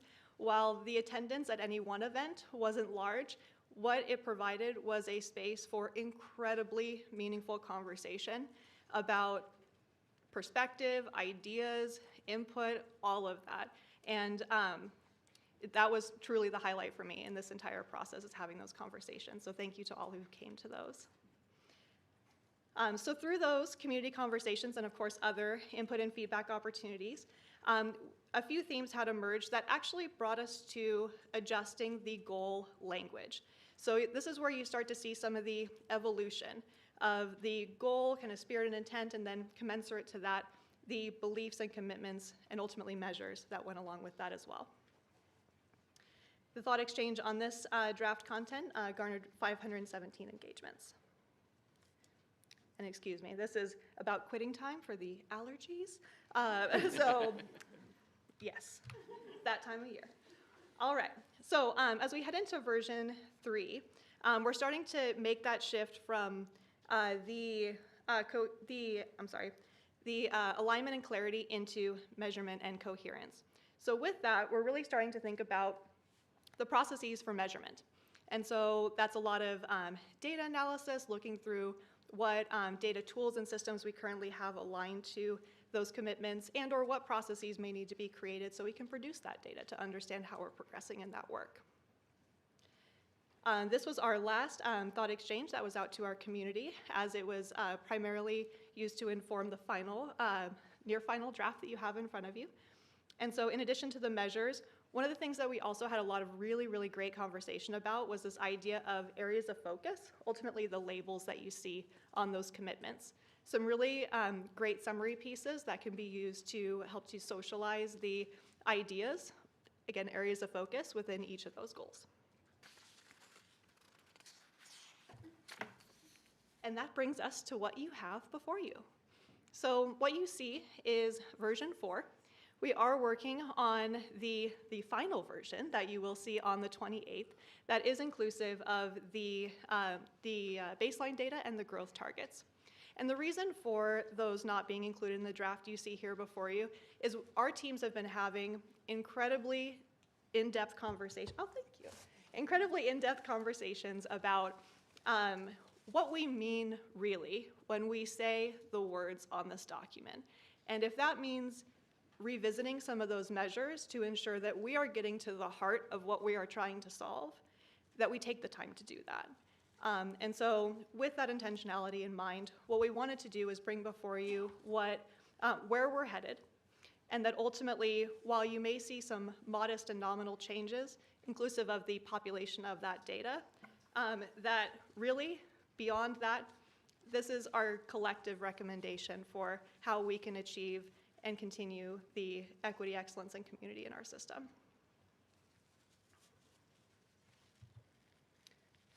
So thinking about that, through this process, what we have established in this document are our goals. So really those big picture results, the beliefs, the core tenets that drive our commitments, the commitments themselves, and the measures. So if we think of those, we have the what, the why, the where, and the when. We're missing the how. And that's what leads us into what lies ahead after the strategic plan is adopted, really that focus on strategy. And so as we make that shift, what we bring before you on the 28th will really set the stage for what you'll hear around action planning. Essentially, if we take those plan elements and we scaffold those across the performance period of this strategic plan, those become our goalposts year to year. Those are our priorities. There's a relationship between some of the commitments within this document, meaning we may need to focus in some areas first so we can focus on other areas when the time comes. And so scaffolding, this idea of scaffolding across this performance period. That then creates the space for the how, the strategy. If we know where we need to focus in the year, what those outcomes need to be, it becomes then the opportunity to dig into how specifically, what strategies are we going to employ in this year to achieve that outcome so we can move into the next year with that solid foundation and continue to build. The measurement and data helps along the way, showing us where we can pivot, where we can adjust, and again, that continuous improvement lens. So again, setting the stage for some of these pieces that will take place year to year. This strategic plan serves as a guiding resource for the work, where we invest our resources, what we're committed to as a priority to achieve in this time period. And the work on the horizon is to create those action plans so we can be clear not only to our system, our teams, and our communities, but also our community at large. Because what you'll see in this document as well is a commitment to annual reporting and progress monitoring and accountability for what is documented in this plan. So looking ahead to a few next steps, of course, next regular board meeting, As I mentioned, you'll be hearing from our facilitators who have, again, done tremendous work to lead their committee teams through the creation of these ideas. As we look ahead and shifting into action planning, we're going to be engaging stakeholders in new and different conversations about priorities year to year, the strategies that are going to be important to achieve that success. And of course, setting those annual priorities. Part of that will also be inclusive of that communication internally and outwardly to our community about what that reporting and accountability will look like. So we know that we, and this has been an area of focus in our conversations about the measures, we know that there's more than just what you see in this document that we need to be communicating about our progress and our impact. And so while this is the starting place of what we'll be reporting on, know that it is certainly an interest of our teams to be comprehensive in not just the measures that you see here, but also what additional context and data is going to be important to tell the whole story about how we're progressing in this work. And finally, all the fun, the design stuff. I love all those things. I have a background in graphic design, so I'm really excited for this last piece. The document is but one piece of collateral that we'll be producing. If you think back to our intended outcomes, producing those relevant and accessible materials is a key outcome. And so whether it be infographics, posters, brochures, all of those things and more, we'll be looking to produce those over the summer in partnership with our communications team. All right, and with that, thank you again for the opportunity to share more about our process. I welcome any questions you might have and look forward to you hearing from our facilitators on June 28th. Thank you. Thank you. I mean, great job. Thank you for this presentation. We appreciate that. I mean, it was a good idea to include us in the process, which I attended a couple of meetings and 4 goals that we have, and then the strategic plan is about those 4 goals. I really appreciate it, but what I really want to caution us is most institutions tend to be rigid when it comes time to change. If we learn something we don't know today, like you said, you know, the data will be guiding us year to year to year, right? So, and I like that idea. Have that ability to be flexible enough where when we learn something new, instead of saying this is how we always done it, have that mindset. Because there is no failure in this, right? This is our roadmap. And we're learning every day to understand what is it that we're doing for the future of our kids. So I just want to make sure that we caution, I just caution us that to make sure that we're flexible enough to make that pivot if we learn something new. Thank you, Director Farah. I really appreciate that comment. I have really appreciated too the embedding of that idea throughout the process. You know, whether it be through the updates that will come to the board, updates that will come to our community annually. That continuous improvement piece is a through line in all of that, and that need for us to remain agile and learn from all the actions that we're taking. Thank you. And I'd just like to thank all our people that took the time, because it takes extra time to come to these meetings, have input, and give your data out. That's what makes us strong. It's not just us up here. We're a small part. We need our whole community involved, and all the extra work from our staff. It was greatly appreciated. I attended a few of the meetings. It was very hard for me to shut up and just listen because that was my role, but I did. Thank you for the work. I look forward to going over this in detail. I've been on other strategic plans all along in this district, so I like the idea of we're going to be accountable every year and also constantly giving the feedback so our community knows what we're doing and they can put a point on that. Go for it. Thank you again. Thank you, Director Mata. Again, thank you very much. I'd like to I guess, quick shout out for goal 3 when I got to hear, but I think you talked about it in every goal, is just how diligently the team looked at every single word within the goal.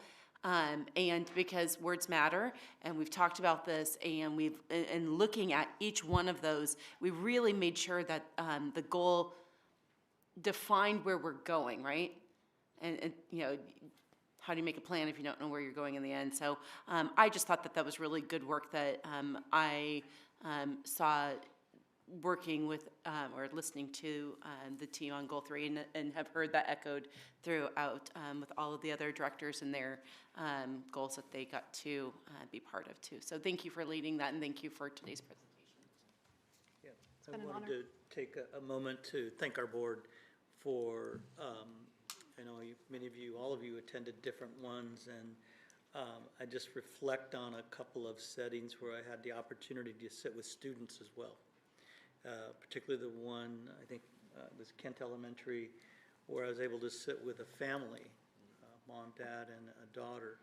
And I learned so much from that process, but I wanted just to let the board know how important that was, as hearing the feedback from students as well as community was so critical to us. And so thank you to the board, and also thank you to our planning committee.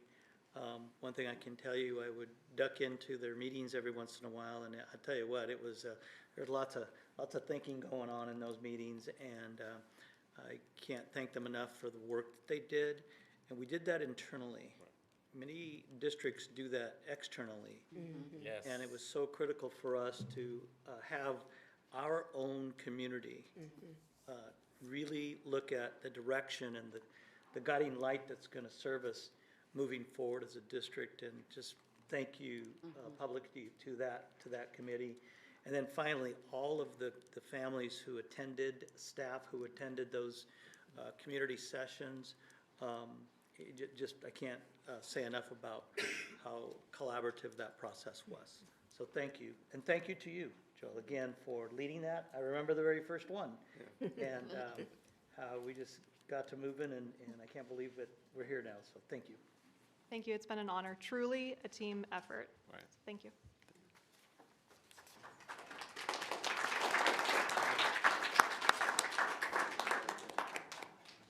Vice President Margell, if I may, we did get a card, and if it's okay with you and the board, we'd like to go ahead and hear a student that was remaining.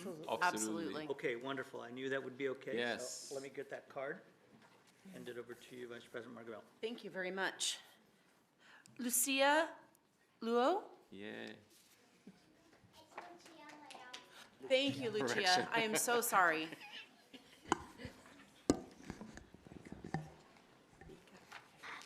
My name is Lucia Leal. I'm in second grade in KSD school. I like it when STEAM was going away, because it makes me feel sad and really upset. If we don't have STEAM, we won't learn about the people who lived long ago, the historical stuff, and what's going on right now. We must save STEAM because I want to be a scientist.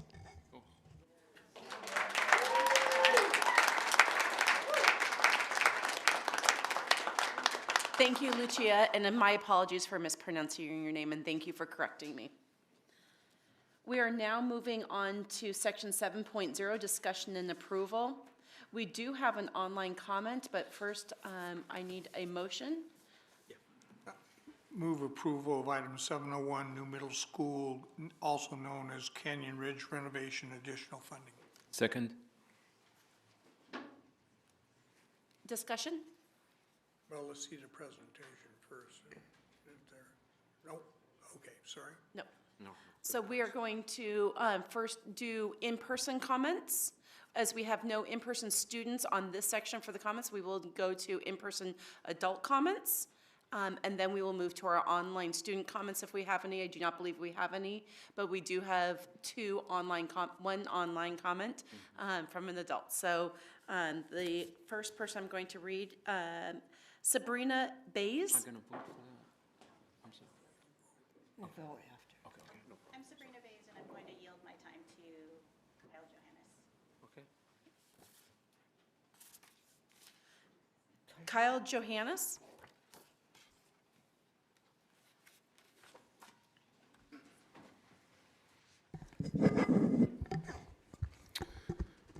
My name is Kyle Johannes. I'm a health and fitness teacher at Mill Creek Middle School.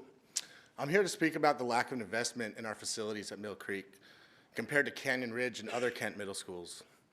The neglect of our facilities at Mill Creek when compared to the care given other middle schools, especially Canyon Ridge, is a gross and glaring injustice that must be addressed. I'm here to argue that Mill Creek, at the very minimum, be given the same amount of funding for athletic facility renovations as Canyon Ridge. Before any additional funding is provided to Canyon Ridge, the board should move to approve equal athletic field upgrades to Mill Creek. The plan is for Canyon Ridge to receive a brand new artificial turf field and rubberized track. It will be the only middle school in the district to boast these assets, and they will have the privilege of using it for the whole year. At Mill Creek, as you know and have heard, our main field regularly floods, rendering the field unusable for PE and athletic practices, and even school. The track also gets extremely muddy and becomes unusable for much of the year, harming our students' ability to get cardiovascular exercise outside. Our bleachers are just a small piece of equipment thrown onto the track. Parents and cheerleaders stand in the mud for our games. Students have been injured wading through the standing water, tripping over holes in the field, and falling on the metal and concrete pieces that line our track. Simply put, Canyon Ridge is receiving special treatment while Mill Creek is being treated like a second-class citizen. This shamelessly exacerbates the already severe inequity between our schools and impacts our students negatively every day. Already, Canyon Ridge has been gifted $8 million to remodel their school, with $4 million earmarked for athletic facility upgrades. In addition, the board approved $1.2 million in contingency funds. Tonight, the school board will vote on a measure to provide an additional $2.5 million to Canyon Ridge for a water retention system for their new field. If the measure passes tonight, Canyon Ridge will be receiving over $10 million in funding, with $6.5 million plus specifically for athletics. In contrast, Mill Creek has been given exactly $0 for athletic field upgrades. In addition to the proposed field upgrades at Canyon Ridge, the district has already spent $2.8 to $3.8 million each on field upgrades at Cedar Heights, Matson, Meeker, and Northwood. Mill Creek and Meridian remain the only two middle schools without proposed field upgrades. If the measure passes tonight, the district will have spent over $20 million to renovate the fields of other schools and none on Mill Creek. The neglect of our athletic facilities at Mill Creek, especially when contrasted with the hands-on treatment of other athletic fields at other middle schools, magnifies the inequity that we already feel every day. As you probably know, Mill Creek is a Title I school. We are blessed to be the most diverse school in the district with cultures and languages from all around the globe. Yet, we are also the most socioeconomically impacted, with 75% of our students categorized as economically disadvantaged, nearly 20 percentage points higher than any other Kent middle school. While it may not be intentional, the lack of care and consideration given to Mill Creek is a form of discrimination against our students. I want to ask, why is it that the school with the highest population of students of color receives nothing, while other middle schools with less diversity get brand new fields? Why is it that the school with the highest number of economically disadvantaged students gets excluded from upgrade discussions, while schools with a more privileged student body happily receive upgrades and renovations? When our students travel to other middle schools, such as Northwood or Cedar Heights, they often rave about the field space, the quality of the fields, and the overall condition of the facilities. I have heard on many occasions students make comments such as, well, of course the whiter school has a better field. Our students are well aware of the inequity and racism in our society, and they feel the impact of it on their daily lives. The injustice of our unequal facilities is an obvious and visible reminder that hammers that home even more. This is the true and tragic impact of our inaction to support Mill Creek. The injustice our students feel in their hearts, This is the legacy we will leave behind if nothing is done. Again, I propose that before any additional money is allocated to Canyon Ridge or other middle schools, the school board moves to approve at the very least equal funding for athletic field upgrades at Mill Creek. It is only fair. The Kent School District and the City of Kent must work together to fix the flooding problem, renovate the main athletic field with synthetic turf and a rubberized track, and help heal the wound of the inequitable and discriminatory treatment of our students and student athletes. The first word in the Kent School District's motto is equity. Yet, the inequitable treatment of our athletic facilities reeks of insincerity and hypocrisy. Is equity simply a motto or something we work on to actually achieve in real life? We must do something to end this blatant inequity, and it starts here with the school board taking action to improve our main athletic track and field. Thank you for your time, and go Bulldogs.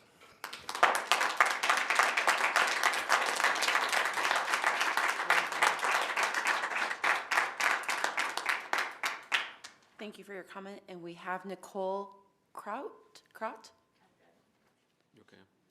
We're good? Okay, thank you. That is all the comments that we have for this section. And so now I open up the motion for discussion. No, something else. Oh, there was online. Thank you. My apologies. Yeah, there's. And we have cards. I turned them in. They might have been put in the general comment and not in with this one, so give us just a moment to be able to find that. Thank you very much.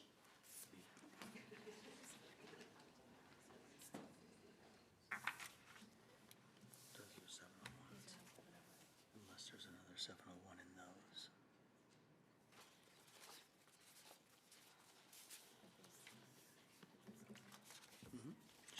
These are all marked preliminary. These are all marked preliminary. These is only 3. We got you. Give us just a moment. Okay. Yes. We're going to do it this way. Can we start from the left to the right, and we'll call you and just let me know your name, and then we'll pull it out of the preliminary ones. We'll go from my left here, for this one. Sir, did you have a comment for 701? Okay, great. Sir, did you have a comment then? Yes. And what was your name? Thank you, Stephen.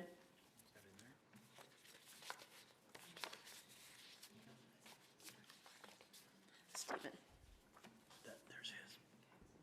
Greetings. My name is Stephen Schmeising, and I'm a parent at Mill Creek Middle School here in Kent, and it's a pleasure to address you tonight.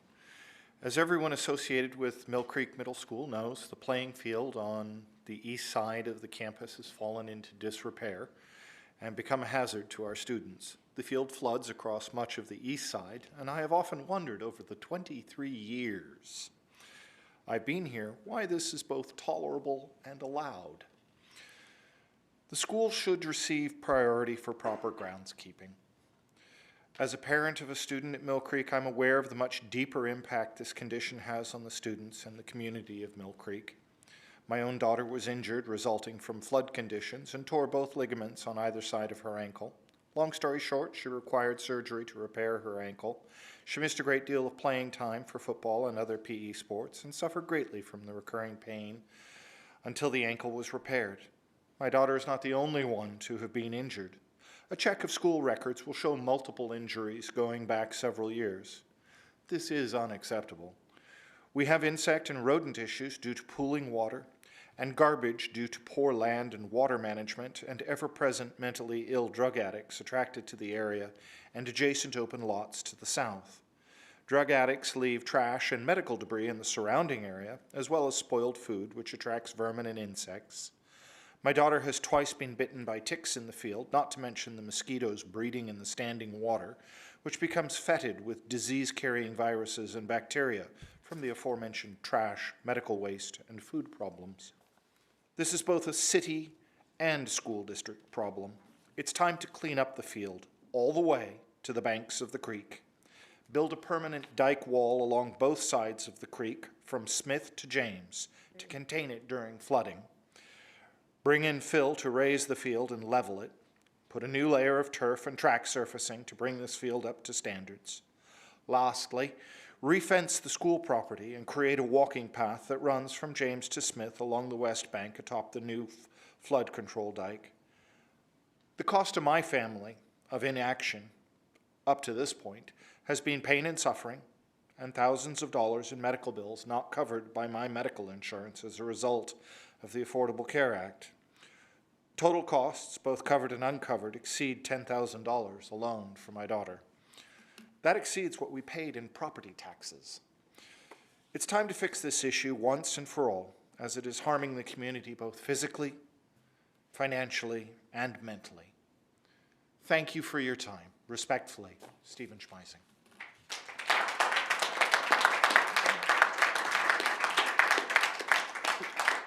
And you must be Melinda? Melinda. I got your card. Thank you, Thank you. Melinda. Thank you for having me this evening. I am Melinda Schmeising, here to implore you to upgrade the Mill Creek Middle School track and football field for safety reasons. As the mother of 2 girls, I expected I would be a soccer, softball, basketball, cheer, martial arts, and even a dance mom. But, and while all that is true, I never imagined I would be a football mom. And I couldn't be more proud of Sarah for all that she has accomplished on the field as both a lineman and a teammate. With any sport, I understand there are inherent risks of injury during practices and games. However, I'm here to discuss the safety concerns of the field she practices on and Sarah's most serious injury that occurred after a practice during 7th grade football season while clearing the equipment from the field. I watched as Sarah and a couple of her teammates trudged through standing water that covered half their calves. She's no little girl. She's a big girl. There was no way to get the equipment to the trailer without being in the water, nor was there any route avoiding the water to get on or off the field. My heart sank as I watched her slip and slide in the goalpost area and then not move. She was unable. She's always been a very strong girl. And as a child, I always knew when something was serious if she cried, so I would run. Well, with this, I knew it was serious. When she stayed lying in the water that she had to work to keep her head above. Her buddies tried to help her off the field. She couldn't put any weight on her left leg at all, and thanks to Coach Johannes, he stepped in to assist one of the boys and practically carried her to my car. Pardon me. That evening, we started a very long and expensive road to properly diagnose her injury, which led us to Dr. Height, an orthopedic surgeon in sports medicine at Virginia Mason, and eventually replaced 2 torn ligaments in her left ankle with artificial ligaments. During her surgery and a good portion of her 6-week recovery, Sarah missed several school days. Missing school greatly affected her grades, which caused a great deal of resources on the part of the administration, staff, and our family's personal time and efforts to re-engage her and her teachers in the past 2 assignments to ensure her grades wouldn't affect her eligibility to enter the Kent Meridian Technical Academy her freshman year coming this fall. Less serious, but still requiring doctor visits, medication, and the addition of daily bug spray, Sarah has been bitten by ticks on more than 1 occasion. I implore you to please consider upgrading the Mill Creek Middle School track and football field for safety reasons. Thank you for your time and your consideration.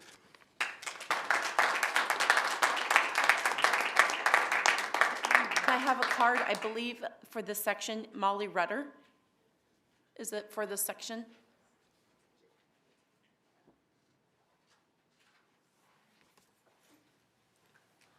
Good evening. My name is Molly Rudder. I am the athletic director at Mill Creek Middle School, as well as an educator that has been there about 10 years. In the process of being an athletic director, I have tried to meet with the district, with my principal, with the city of Kent, in order to create equitable opportunity for students, for school, their education, and not just sports. I think that at this point, we have tried every avenue that we can figure out. We are begging you to take action, to take time, and listen. We need to take steps to create an equitable opportunity for these students. Our field is already small. Our resources are already small. We are one of the largest middle schools in this district, and we have the least space. We need to take action. Thank you.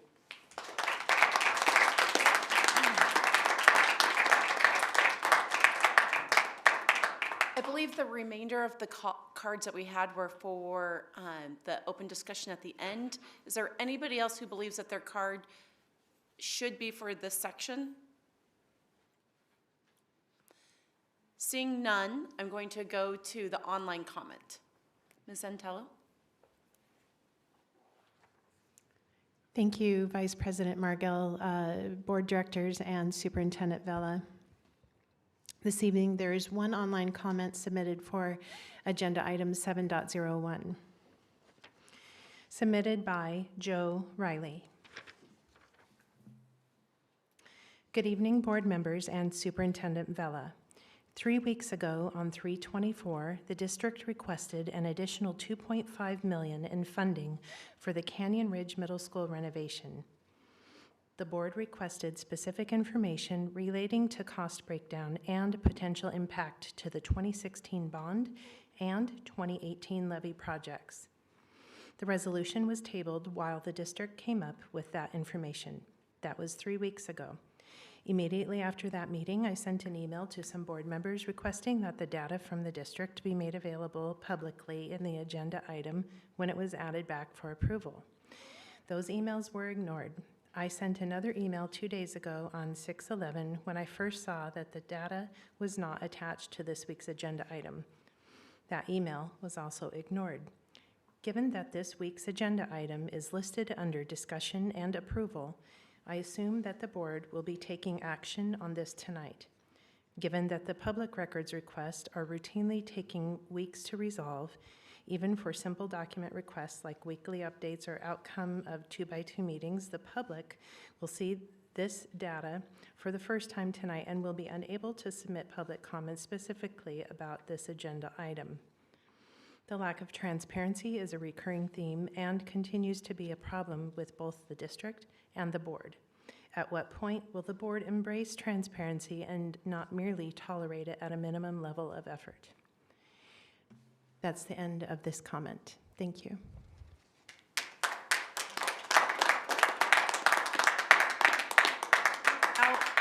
We have now finished all of the comments that we have, and we're going to go move to open discussion.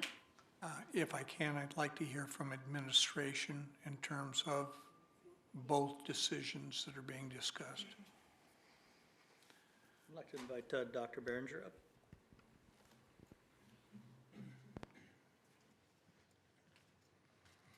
Thank you, Vice President Margell, members of the board, Superintendent Vela, Ms. Antello.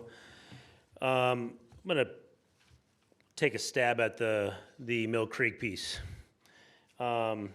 I've been an employee in the Kent School District for 19 years. I spent 14 of those years at KM, Mill Creek, and before that, Kent Junior High, fed Kent Meridian High School. I can tell you right now, and it was brought up by Molly, the athletic director at Mill Creek, this has been an ongoing issue through the last 5 principals of Mill Creek, as a matter of fact, and the city and the district for pretty close to 15 plus years. And this has been a frustration. We have a lot of opportunities and have had a lot of opportunities over the last handful of years to continue to work with the city. The city is aware and they are frustrated as well. The problem is that creek is tied to the Muckleshoot Indian tribe. And that creek is considered a salmon spawning creek. So there are a lot of regulations that we have worked through for 15 years of the city to try to get permits for dredging, all those pieces. We're not able to get to that point. In fact, there's an article Dave Buzzard just showed me, excuse me, from the Kent Reporter on January 13th of 2021, where it speaks to the fact that we've gone out for permits and permits have been denied because of that. And it's $20 million to dredge that section of the creek. And there's not a person in this room who will disagree with the inequities that Mill Creek students and communities are experiencing every single day, that field stays the way that it is. There's no doubt. The conversations we have at the district level, athletically, through Brian Smith, the athletic director, Dave, myself, other administrators, it is frustrating and very, very hard to take. Because to all the points that were said in here, our most impacted middle school is the most impacted middle school when it comes to accessing athletic facilities. So I don't disagree with anything that was shared. And if I could make that happen right now, it would have been done 15 years ago. So please know, it's not because the district and even the city is not trying to make this happen. It's very, very frustrating. We have $1.5 million sitting in the 2016 bond specifically for a new grass field at Mill Creek. And if we could do anything with that field, it would have been the very first field out of all the middle school fields to be replaced. But to go down there and put a $1.5 million grass field in there with not having the ability to do anything with that creek, we know that it'll flood as soon as we hit November, and it'll stay flooded through April. And so that's the predicament we're in. It is not acceptable in any of our minds that that's not okay. And if we had the control over that, it would be different. And those kids would have. They would have had the first turf field in the district because of the impact that those students and those families and that community that we serve in that area, they would have been the first. This is the conversation we're having when we talk about Canyon Ridge being the very first middle school to have artificial turf and a rubberized track. If we could have put it in Mill Creek, it would be at Mill Creek. The money would have gone to Mill Creek, and we would have done it in Mill Creek. To put a dime into Mill Creek right now and not think it's going to wash away in next fall, it is. And so we've shared that with the city year after year, and they know. We meet monthly with the economic development team and the land development and all the city people down there around this whole thing. The floodplain, all of that stuff, trying to make things move. It is frustrating because we're constantly fighting for our kids. We're telling them the story of our kids. The young man, the 8th grader that was here, that right there, like speaking for the 900 kids that are at Mill Creek every single year, not having the same access, it's not acceptable. But it's not because we don't want that. I'm going to tell you that right now. It's not because we're not fighting that fight. It's a lot harder than it should be, you know, and I don't want to get so far into that because I don't want to put myself in a tough position where I'm frustrated, because I am frustrated. I mean, this is my community. I've lived in this community. I've served this community for 19 years. And it's hard to see our Mill Creek students not have the same opportunities when it comes to facilities outside as our other middle schools do. So the idea behind Canyon Ridge, reopening the old Sequoia and naming it and renaming the process or the school Canyon Ridge, and opening up that school as we move our 6th graders up, to build a turf field there and a rubberized track. One of the conversations we had from the very get-go was to be able to provide an opportunity, not just for Canyon Ridge kids, but for Mill Creek kids. What can we do to share that space? And I know your head's nodding, but we've already talked to transportation. We're trying to figure out how can we get our kids athletically, maybe not for PE, and I understand that doesn't fix that. I get that. But again, it doesn't make any sense to send $1.5 million only for it to be washed away the very next fall. In fact, we wouldn't even get it in time, and it would be washed away, the soil and all that kind of stuff. And we can't just go down there and drop $25 million on raising it up 18 inches, is what it would take, at least 18 inches. Even building the dikes on both sides of the creek, I understand that. We've talked about that as well. Because then we have to provide safety for the families and the houses that are on the other side of the road there. Because if we build that field up, where's the water go? It all goes into their yards in the valley on the east side. And we can't do that. So there's a lot of frustration there. But we thought at the very least, if we build something at Canyon Ridge, which we have students that are moving because of the boundary change from Mill Creek to Canyon Ridge, and it being the closest middle school, that we can work with transportation to potentially get our kids up there and share the field space for practices and for games, so our Mill Creek kids who have not had access to equitable outside fields will begin to start to have some until we can rectify the situation with the city and the Muckleshoot to get that creek taken care of so we can build the facility that Mill Creek deserves. So please know I recognize what you're saying, and I don't disagree with you at all. It is painful, it is hard. Me standing up here saying that doesn't make it any easier, I get that. And me saying, oh, well, we can bus your kids up to Canyon Ridge at their school so they can play on their field. I know that's not gonna make it any easier either. But we want to create an opportunity, if we can, anything we can do, so our Mill Creek kids don't go out there every single day and only know that they only have access to that field for about the first month and a half of the school year and the last month and a half of the school year. And I know, because I work with our facilities and maintenance, and we oversee the flooding that constantly happens down there. We spent a lot of money trying to divert water down that space as much as we can within our right as a school district that we control on our property. But when we don't control all of the pieces of property down there and what comes over the banks, we can only do so much. Dr. Barrett, I'm going to ask Director Clark if that suffices, or are there additional questions you might have? Yeah, I mean, the reality is this is not the answer you want, and we are well aware of that. We are not happy with that situation, but we are providing an alternative. It's not a perfect answer by any means, but it is the best we can come up with at this point.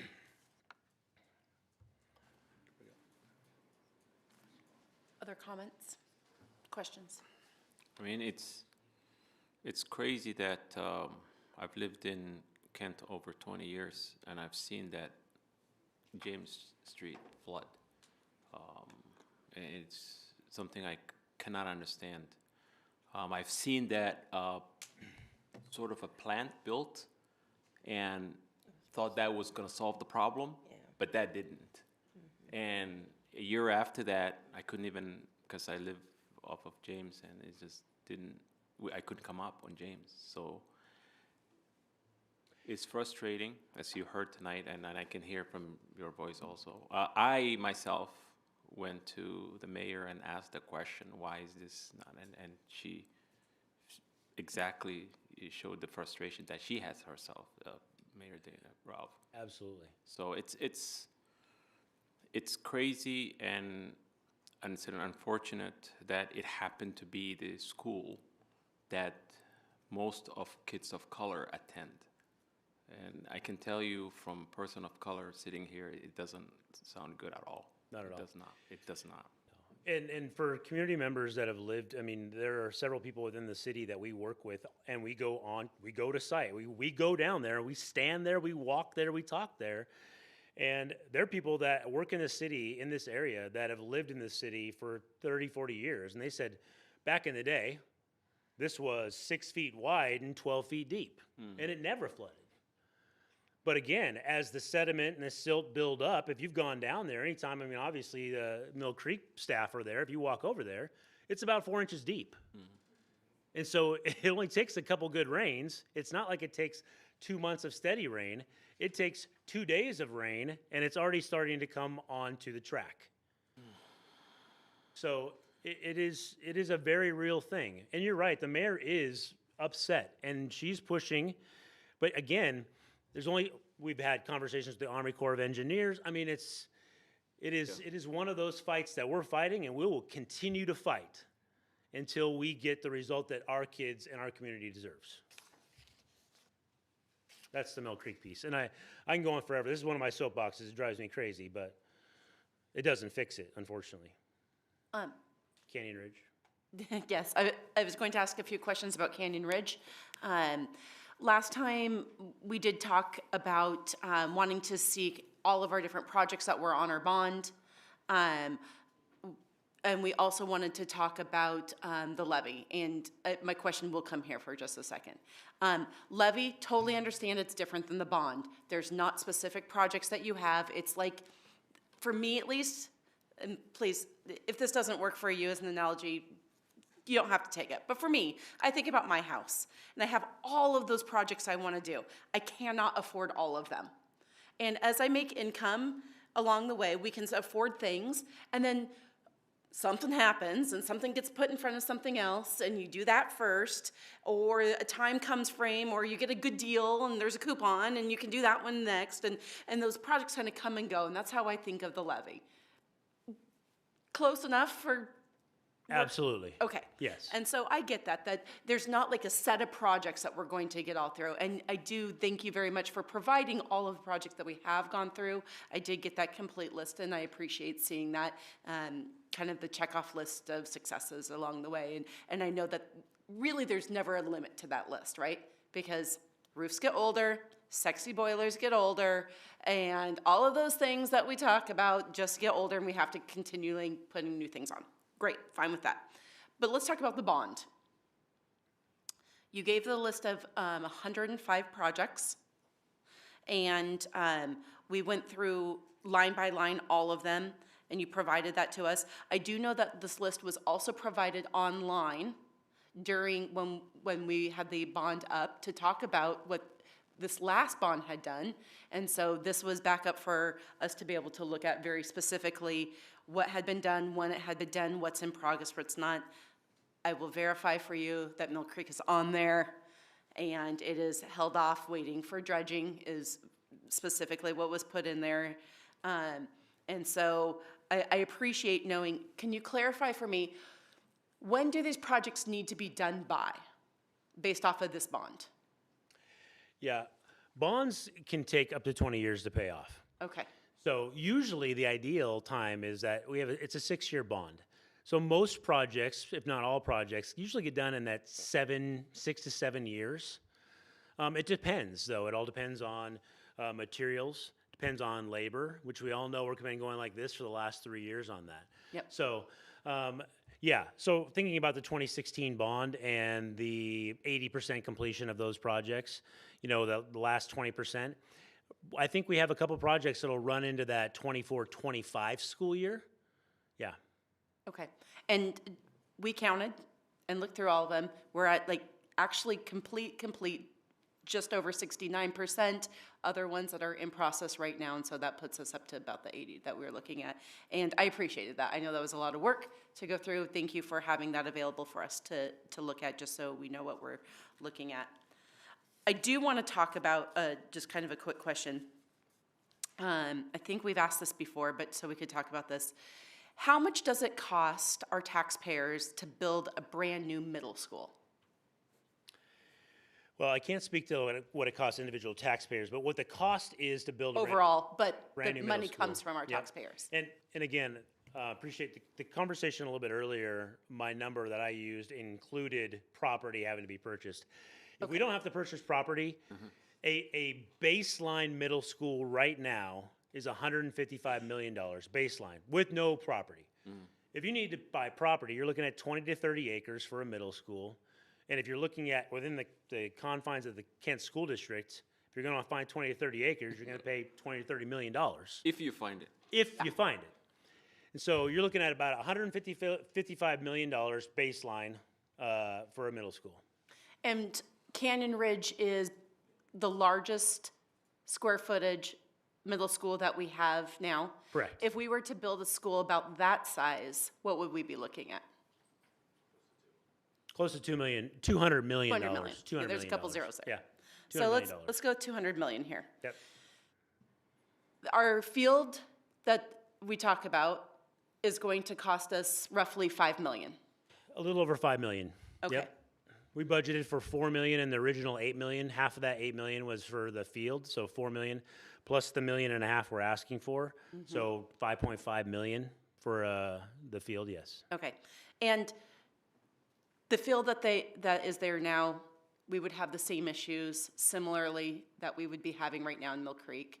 It's a grass field. It's a grass field, but it's not in a floodplain. Okay. It doesn't have a creek or anything like that. Okay. But it doesn't mean it doesn't get muddy, because all of our fields get muddy. Even when they have brand new grass on it, they get muddy, just because we're in the Pacific Northwest, and during that time frame, our water level goes a little bit higher, and so water sits there a little bit more, closer to the surface. So, and that field, as a lot of people know that have been in the community, that was a pretty hard field.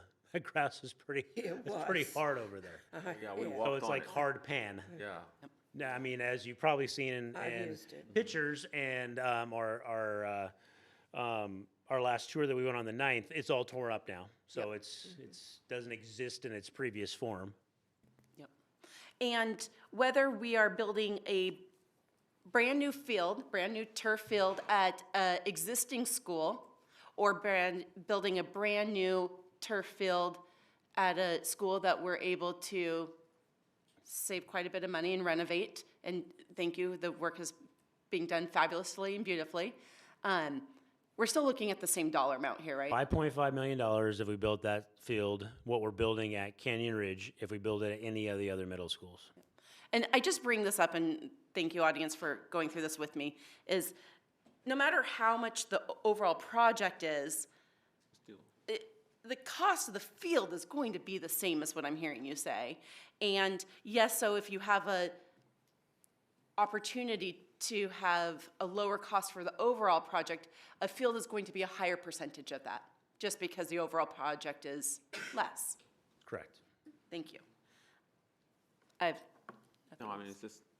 That's just the numbers. Yeah, that's just the numbers. And obviously, when we were asking for the bond in 2016, we've said, this is the promise we're going to use that money that we are asking taxpayers to give us. And that's where we are at that. Promises made, promises kept. 2016 bond items, we had renovation of all middle school fields. And at that time, it was grass. Right. And so each of our middle schools had access to roughly $1.5 million to renovate our fields and turn them into grass fields. And so that's what that is. But when you go synthetic, Right. the rubberized track, then you add the water retention system that needs to be put in underneath that. That cost goes higher and higher and higher. Mm-hmm. And that's really what we need, when we're looking at that, all of our students in this Kent School District, and again, I don't want to go talk about the bond that we didn't pass, but all of our students need have access to equitable facilities, not only for athletics, but for during the school day activities, community use, and things like that. Thank you. And I asked it last time, I'll ask it just one more time. The contingent funds. Can they be used for anything else than Canyon Ridge? The contingency funds that we're using for Canyon Ridge, or Yeah. contingency in general within The ones that are being asked for today on this one. used for anything other than what we're asking for? No, we're specifically asking to use these $2.5 million for those three items that are written in the narrative before you today. Okay, and if they're not used, the money They're goes not back used, into, They go right back into the contingency. to go towards the other 20% To of go projects. to other projects, absolutely. Thank you. It's exactly what we asked last time, and I appreciate the same answer both times. Yep. Okay. Any other questions? Well, I have some comments. First of all, I'm going to take on the actual line item. And I have been out at Canyon Ridge. We were out there last Friday. And looking out with, I ran a nonprofit there. I spent 7 years not being paid, quite frankly, and I loved it, working with kids. So I know that building, I know that area, and I know the problems with the track before. So, but now, when they removed all the stuff and cleared it out, it's huge. I mean, I took pictures, and when I saw it, the progress that they made, I mean, that area is going to be phenomenal.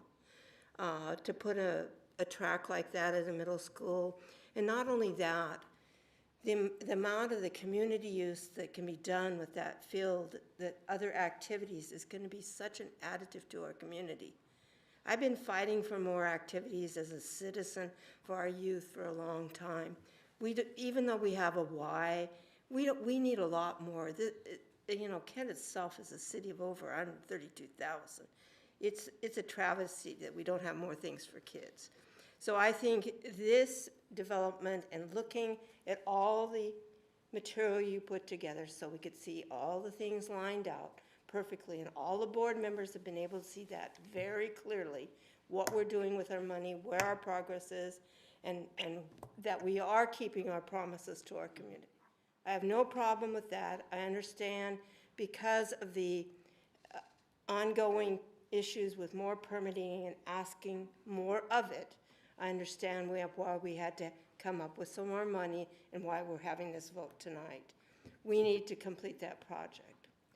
So I'm very much in favor of doing that. On to the other issue tonight. I am appalled sitting out here on the board hearing this as a mother of a physical education teacher who not only has taught athletics and coached and everything else.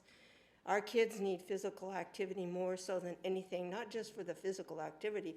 It helps them in school and everything, And to hear all this, I've been hearing this about Mill Creek, and I've been out there several times. I don't get it. I don't understand why we can't come to a solution to get something done about this. And to have me say we can't do anything, if I were sitting in the audience, I'd say, that ain't helping me one darn bit. And it doesn't make me feel better to be here or testify. I don't think they heard me. Well, I heard you. I just don't know what to do about it. I personally will commit to looking into this issue even deeper. And I can't understand why we can't get down there and maybe bring in the Muckleshoot tribe. They've always been a good steward to our people to step up. They understand that. I don't understand the total environmental issues that they would be fighting so much on this issue.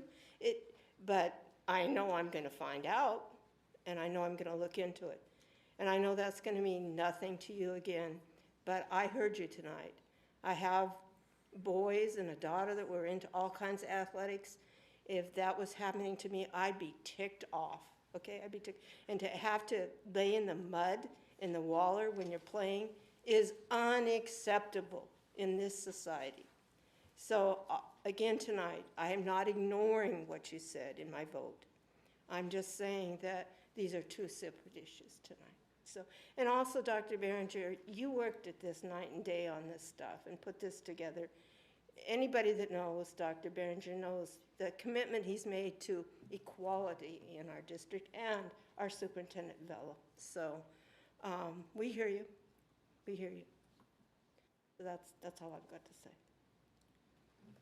Thank you. Is there any more discussion? Okay, I'm going to go ahead and call for the vote. All those in favor, and let me get the right wording on this, apologies. All those in favor of item number 7.01, new middle school, also known as Canyon Ridge, renovation additional funding, please raise your right hand and say aye. Aye. Aye.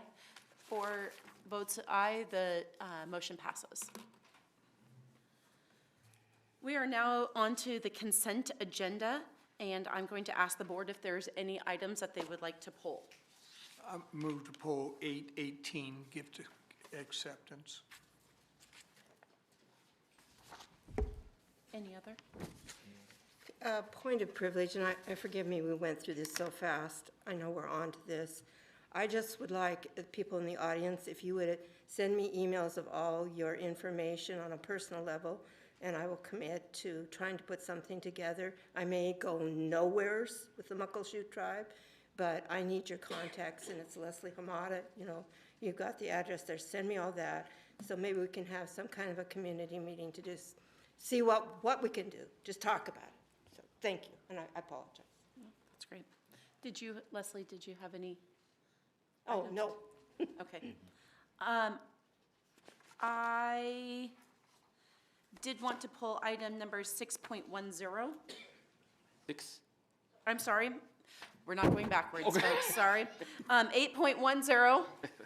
Yeah. So we have 8.10 and 8.18 pulled. Anything else?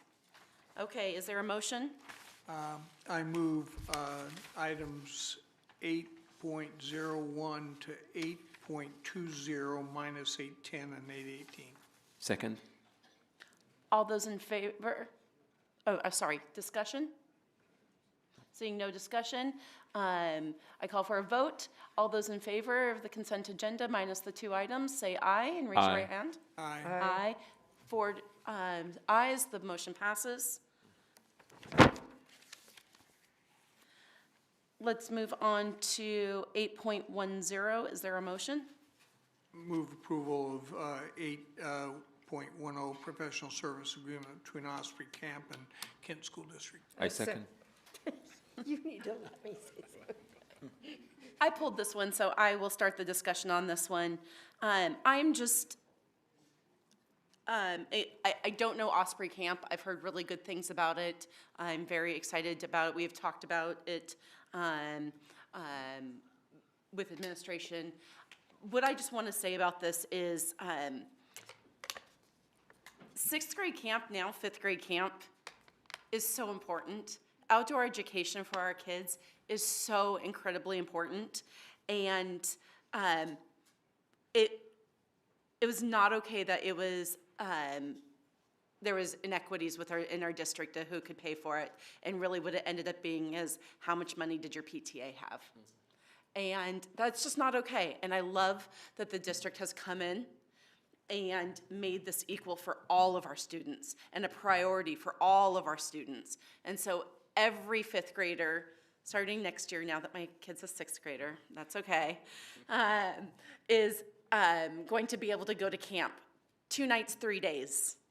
And they get to experience camp. They get to be with other schools and meet kids from other schools that might potentially be going to their middle school. I just wanted to pull this because I think it's a huge win, and it's a really, in light of our core values of equity, this was a great decision and a good move. So thank you for all of those involved with this. I just want to add something. Yeah, I just want to add, when we were considering, the district was considering using this camp, Osprey Camp. It's a Jewish camp, and Randy called me.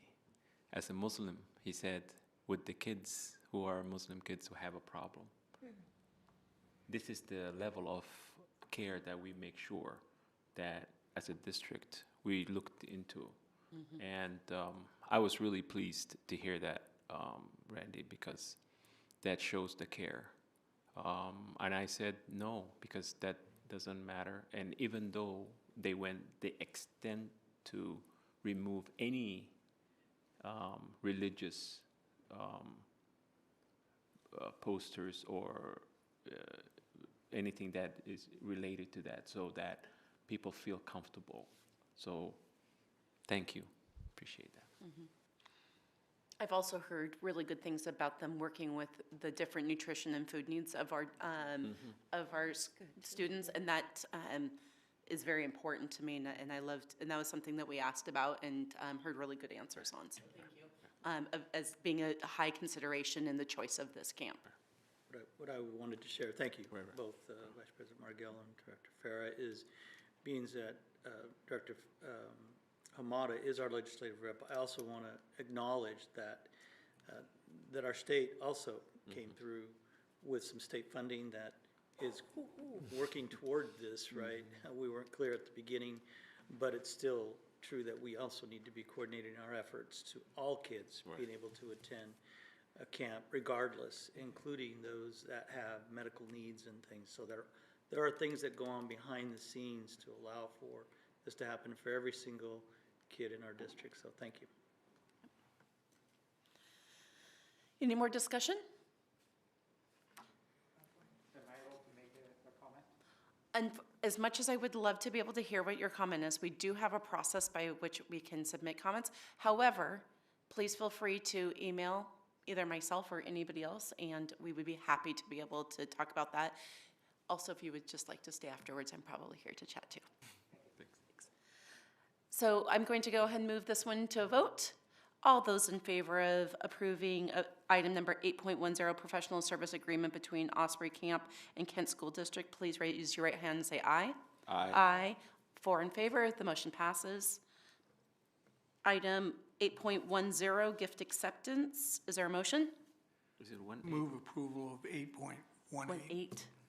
8s and zeros look a lot I know. alike at 9 o'clock. I second. Okay. May I go ahead? Please.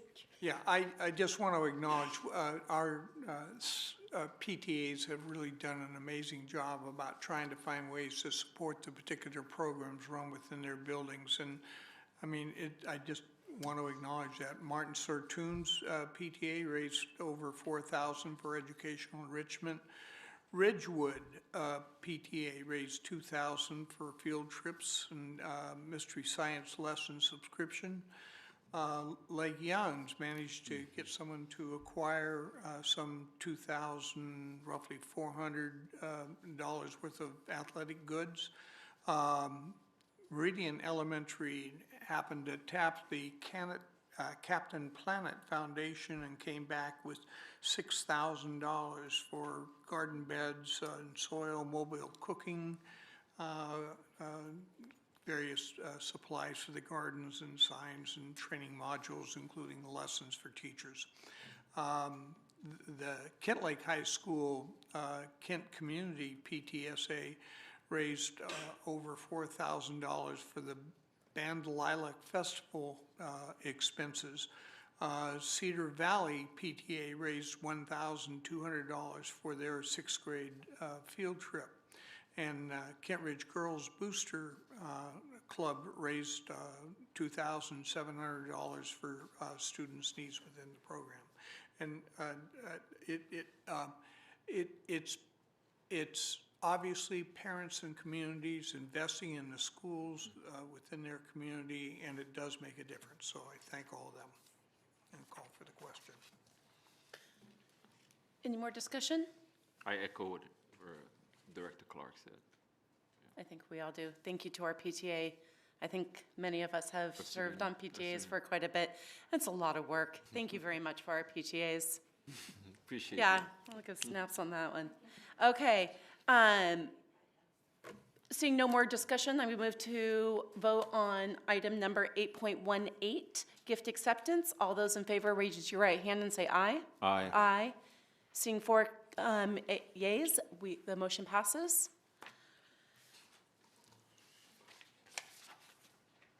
Nine point zero informational. There's the April financial report. Moving on to item number 10.0, communication. This is our final communication. Thank you to all of you who stayed. We are appreciative of your time and your willingness to comment. First one, Emma Judson.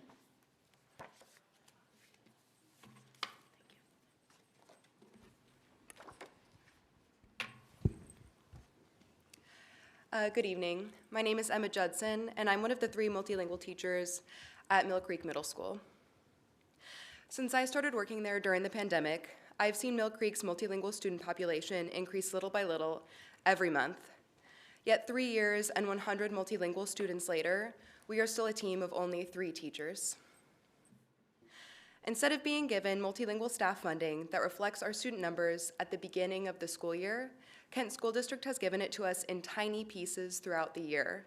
0.2 of a teacher here, 0.4 of a teacher there. So now we have 4 staff members who have given up their planning time to teach all 6 periods of the day.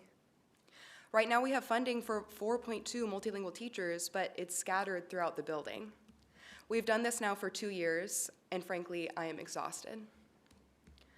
Going into next school year, we are projected to have our highest number ever, 348 multilingual students.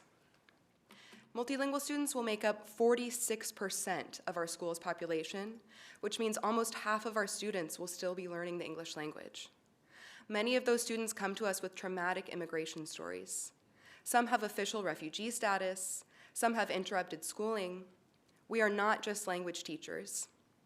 We teach about United States culture, how to navigate the school system, and how to self-advocate. For our students with the highest language needs, we are case managers, providing holistic support that goes far beyond just academics. The district has responded to this enormous increase in need by giving us less staff funding than this year. We will be going from 4.2 FTE this year to 3.2 at the beginning of next year. That's a difference of one entire teacher. Our collective bargaining agreement states that we should have a multilingual student-to-teacher ratio of 75:1, a ratio that's set up to protect both teacher working conditions and student learning conditions. OSPI recommends a ratio of 50:1. The arrangement the district is proposing for next year puts us at 109 students to 1 teacher. Per our CBA, we should have 4.6 multilingual teachers. Again, the district has offered us only 3.2. OSBI's recommendation would give us 7. We have not been given a reason from multilingual district leadership. They will not meaningfully engage with us, and our administration has no answers, rendering them incapable of finalizing our master schedule for next year. At Mill Creek, we are tired of being asked to do more with less. At a bare minimum, my students are entitled to receive an education from a school that is fully staffed, and they deserve so much more than that. Thank you for your time. Thank you.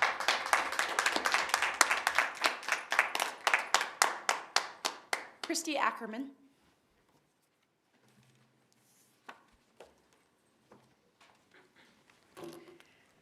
Hi, my name is Christy Ackerman, and I've been a Kent School District resident for the past 24 years.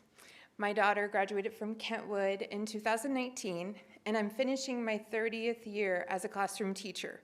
But the reason I'm here today is because I'm proud to be a multilingual teacher at Mill Creek Middle School.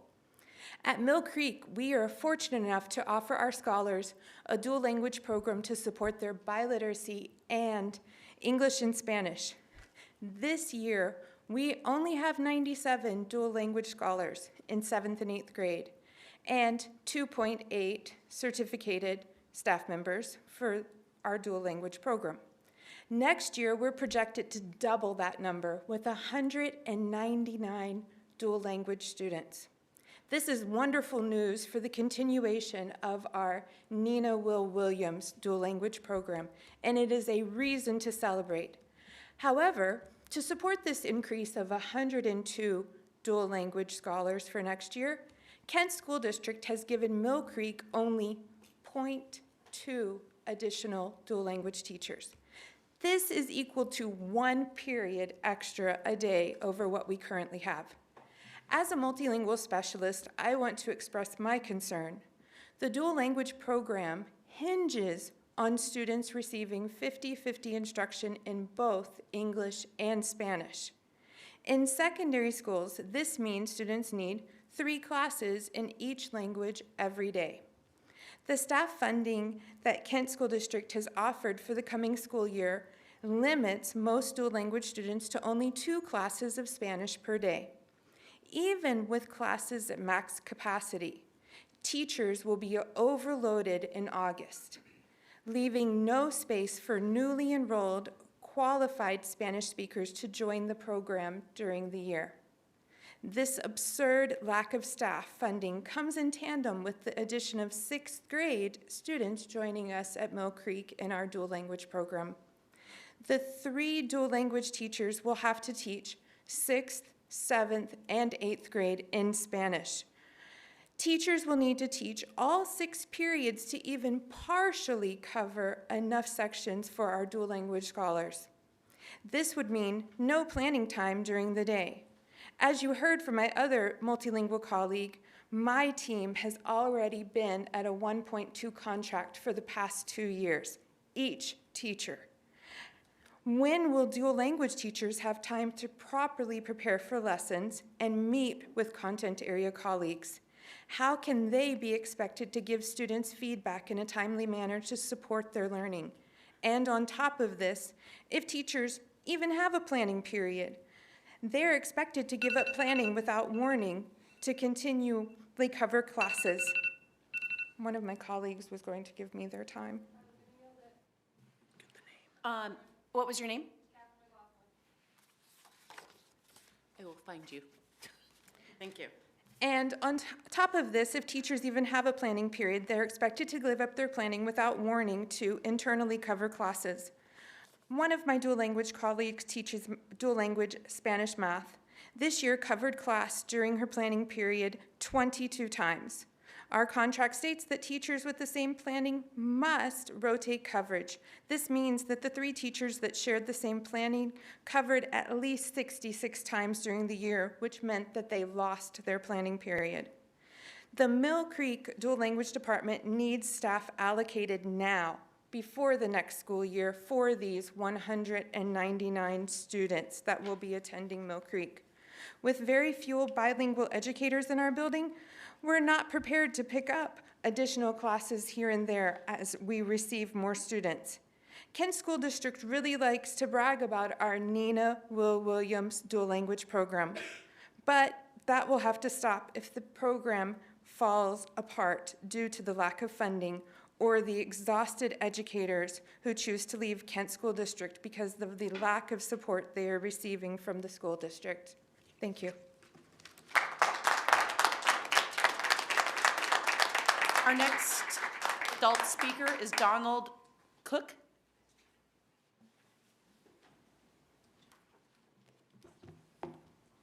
All right, so I'm actually running for the District 3 position that is currently held by Ms. Hamada here.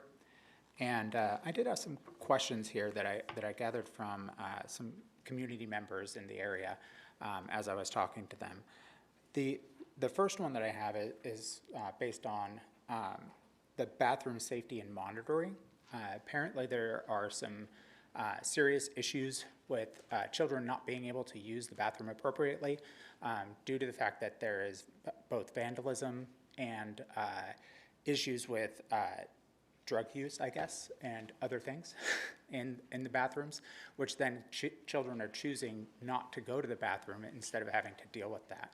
And I'd like for the board to look at that sort of information and see if there's something that can be done to hopefully mitigate that. Maybe not in a permanent sense, but at least to encourage children to not be doing those things, mostly by providing, some sort of consequence that would indicate the seriousness of that situation, because it's obviously very important that children feel safe to use the restroom when they need to, and having to sit in a school all day without using the restroom is just unacceptable. There was also a question as to how many employees of the Kent School District are currently not residing in Washington State. I don't know why that was brought up, but it was brought up by a community member. I know myself, I work from home, and I work for a company called Comcast. I'm sure everyone's probably heard of them. And we have rules based on the region that you work out of, and you must live in that region. So even though I can move anywhere I would like within Washington State, I still have to stay within Washington State, and that may be something that we could look at as some sort of rule to encourage more employment within Washington State, as it also keeps those dollars in the state and going back into our taxes that provide for our schools and things of that sort. Not to mention there are a multitude of issues with people working outside of the state that then taxes have to be changed because they're in a different location. They may have to pay payroll taxes that they wouldn't have to pay otherwise. And I believe that's an undue burden on the district for that. I did have a question about the camp situation, but I can wait until the end of the session for that, if that's okay. Thank you. Thank you. Jennifer Idzy?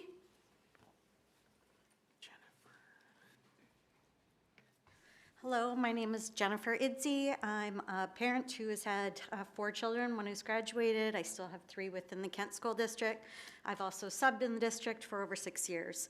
I would like to discuss what has come to my attention about certain middle schools not being set up for success for next year. When I spoke with the administration staff, I was made aware that the formula for figuring out office staff numbers has changed. Thus, we will be losing a number of office staff because you are not increasing their hours, even though you are adding approximately 32% more staff and approximately 300 new students to that building. KSD will be providing 37 hours of office staff per day. However, to be effective in our middle school, there should be at least 2 people in the office from bell start time to the bell end time. If this metric is right, our office staff should have closer to 47 hours a day to be successful to meet this metric. So why is this important? So according to the staff, they receive approximately 200 calls into the office a day. So somebody else needs to monitor the doorbell for safety, letting in students come in for late appointments, talking to parents through that piece of it. In addition, there's been a shortage of administrative subs to cover, which often leaves only one person in the office handling currently over 600 students. If there were an emergency, we needed to have at least 2 staff members in the office to be able to handle an evacuation. It is safety. Our office manager, when I spoke with her, has had less than 10 full lunch breaks over the course of this school year. She has to take less than 10-minute lunch breaks because she is so underfunded with having people come in and cover her office staff that she gives up her lunch. This is not acceptable policy. If this were the case today, what will it be like for the staff and students when we add that many new staff and students into the building? Our school is set to receive 4 high-risk medical students. Not only does our staff have to handle incoming calls, registrations, substitute schedules, but they are on hand for emergencies when we don't have a nurse in the building. Our office manager asked 4 times to have these hours reconsidered so they can effectively run the office, and KSD has told them no. We have an amazing principal. So instead, we will have our 3rd office manager in 3 years. This amazing office manager has given 27 years of experience, and you are losing her because she cannot effectively do the job that she wants to do, and she's giving that feedback. I want to know why. I've also become aware that many of our positions will be filled through IVT. While I understand wanting to use district employees, I feel that the school should be able to interview the candidates to find their very best fit. In order to make a successful transition to 6th through 8th grade next year, they need to have the right people who actually want to work in a middle school, not just somebody pulled from another location.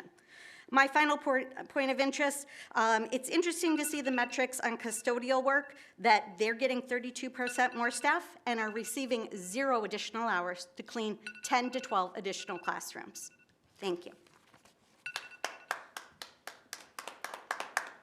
Our next speaker is Patricia Weiler.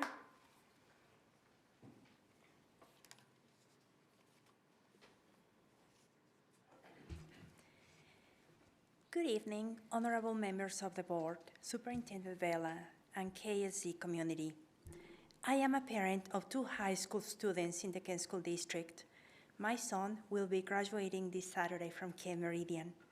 I want to start by congratulating all the seniors from every high school. You did it.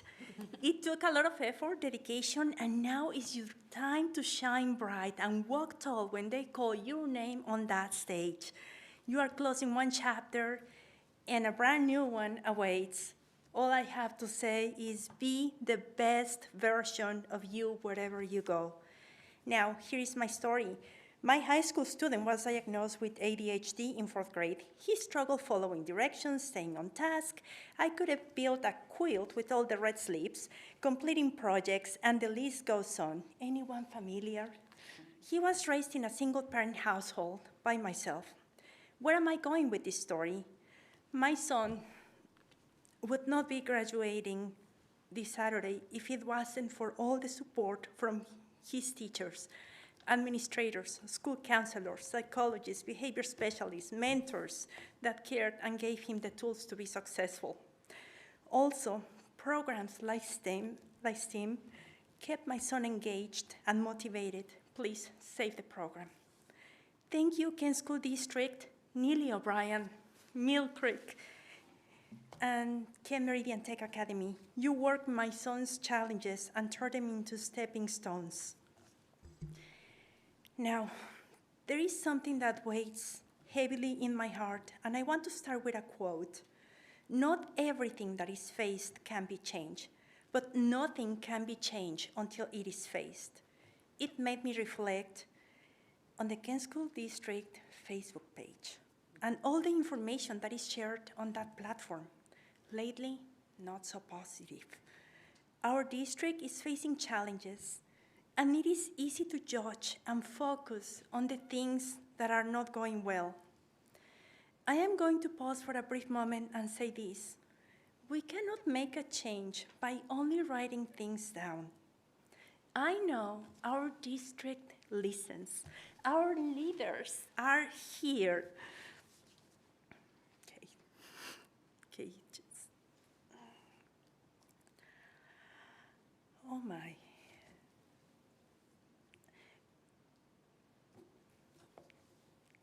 I miss it.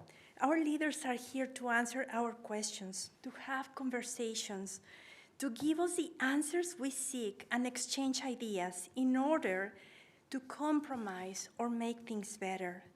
But we must take the first step, showing up like today. By showing up, things happen, positive things happen. I believe in working together to support the Kent School District mission, successfully preparing all the students for their futures. By working together, building bridges, every student, every voice, every day. Thank you, Kent School District. Thank you.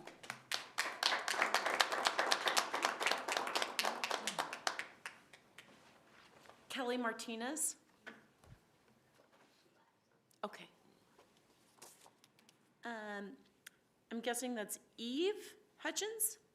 Eva, my apologies, Eva. Well, I've never been to one of these before. I can just say that this was really moving.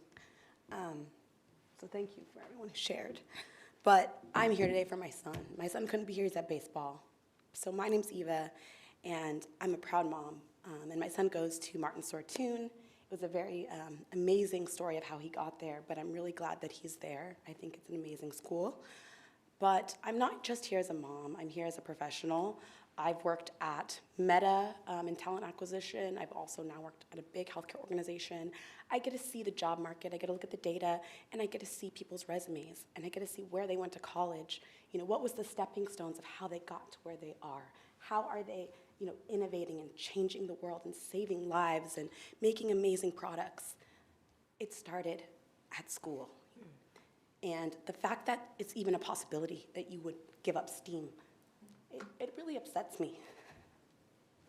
Because there is no way that these children will make it in the future society if they do not have these skills. There's no way. Science, math, technology, it's the future. AI is here. AI is present. And there are so many kids who have so many barriers already. This will further the gap. If we're talking about diversity, equity, inclusion, we have to be real. The only way that that gap will ever be filled is through education. You cannot afford to let STEM go. This is the biggest investment you will ever make. I would love to see the budget. I want to see what you guys will not cut to save this. Our kids' future is at stake, and I'm very disappointed that we're even here talking about this.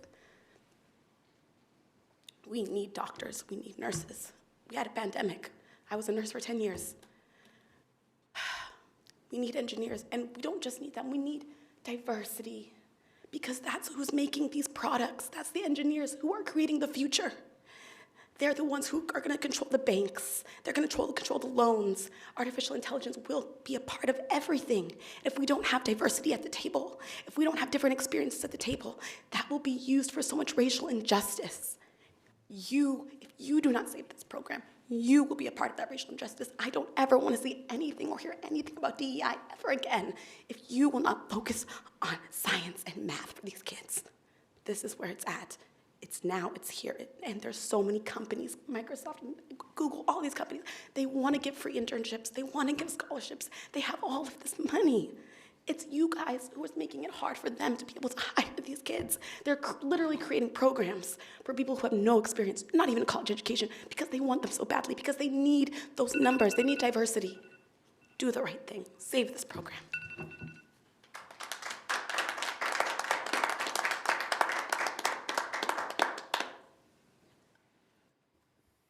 Temesgen Hasty? That was the father. That's Yeah, all yeah, right. yeah. I'm just glad we got his voice. Michelle Nelson. Okay, my apologies. And the last card I have is Jennifer Nichols.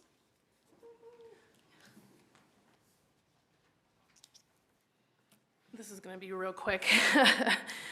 Ladies and gentlemen of the school board, my name is Jennifer Nichols, and I am the STEAM teacher at Martin Sertoon.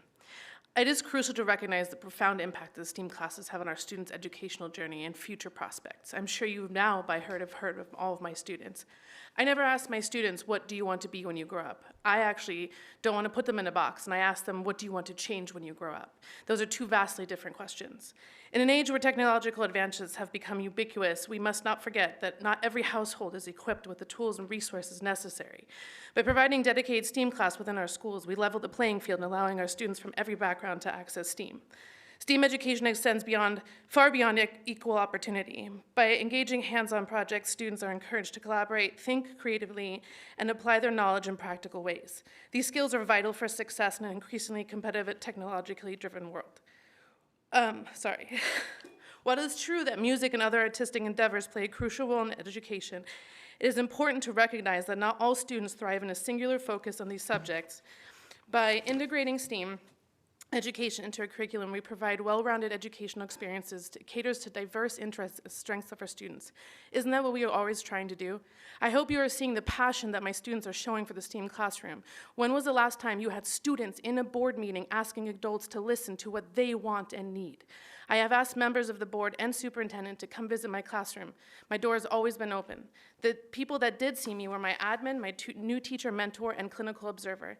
The reviews I've gotten were, how do you come up with this stuff? How do you keep the kids engaged? These lessons are amazing. I've taught them about Zaha Hadid, who was a Muslim woman who fought her way to being one of the most acclaimed technologically advanced architects. Qin Chung Wu, who wasn't even allowed to go to school in China simply because she was female, let alone study science. Her parents created a school just so that she could go to school and allow other females to go to school. Without her, we would never have been able to have a critical player in the Manhattan Project and only to be robbed of a Nobel Peace Prize by two men. They have done an actual oil spill cleanup, beach cleanups. I even taught them about electronic dance music and how technology is being used for music and art. They're learning street art currently. I get emails from teachers because their students are making big connections in their classroom. I had a student say that LGBTQ+ community doesn't deserve a flag, and another classmate turned around and said, "Are you telling me that Alan Turing, who broke the Enigma and saved the world, didn't do enough?" I had an honor of going to middle school orientation where the science teacher said the biggest hurdle is that the incoming class doesn't have experience with lab kits, partner work, or respecting materials and experimenting. I can tell you, you can ask some of your own children that Martin Sertoon kids are ready. I leave you with this. To my students, I have never once in my wildest dreams thought you would be using the things I have taught you about and how to use your voices in a positive manner that would be put into fruition this year. I have had the honor of watching you grow over the years as a sub and now as your teacher. From students that would hardly raise their hand in a class, you are being so brave and trying to make adults listen in a respectful and peaceful manner. I am so proud of you. You would have asked me as a kid what I could change. I would change how kids learn and how excited they are about school. Thank you for allowing me to do that. I will never forget this. And please, be the change. Don't put our students in a box. Thank you.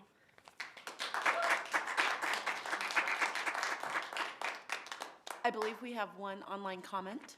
Yes.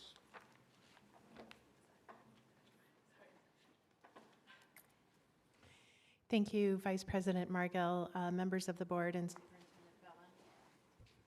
the last comment for the evening was submitted online, and it pertains to the STEM topic.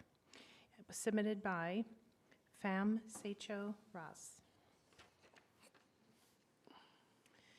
Good evening. My name is Pham Secho Ross, and I am a second grade teacher and parent of a second grade teacher at Martin Sortoon Elementary. We have been fortunate to have had a STEAM program since 2019. However, we have been told that it will not be funded by KSD for the 23-24 school year. Although Martin Sortoon have had a STEAM program since I'll make this print bigger for myself next time. My apologies. It's 9:36. Here we go.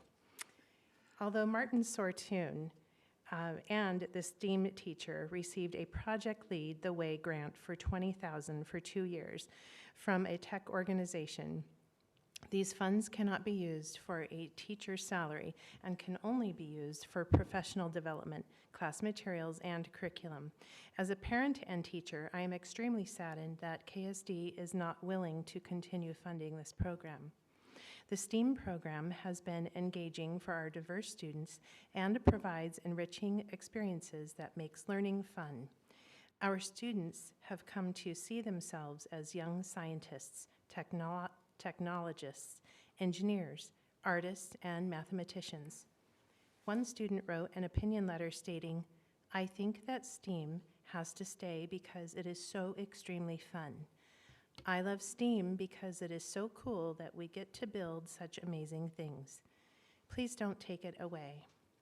Another second grader wrote, "I think it's not fair you are taking away STEAM because we are all going to be sad and will miss STEAM.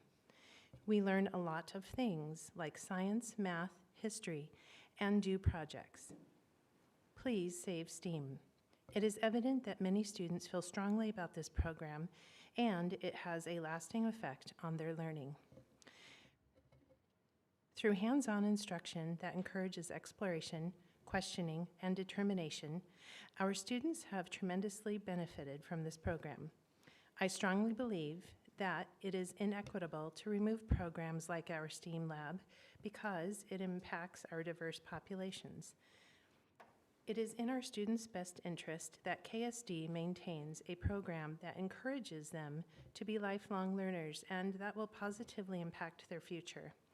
I ask you, KSD leaders and decision makers, to do what is necessary and what is right to help Martin Sortoon Elementary save the STEAM program. Thank you.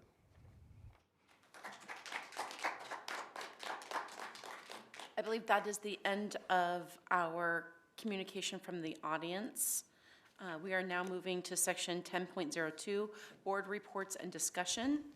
I will start with Director Farah. Thank you, Director Margell, Vice President Margell. The things I've done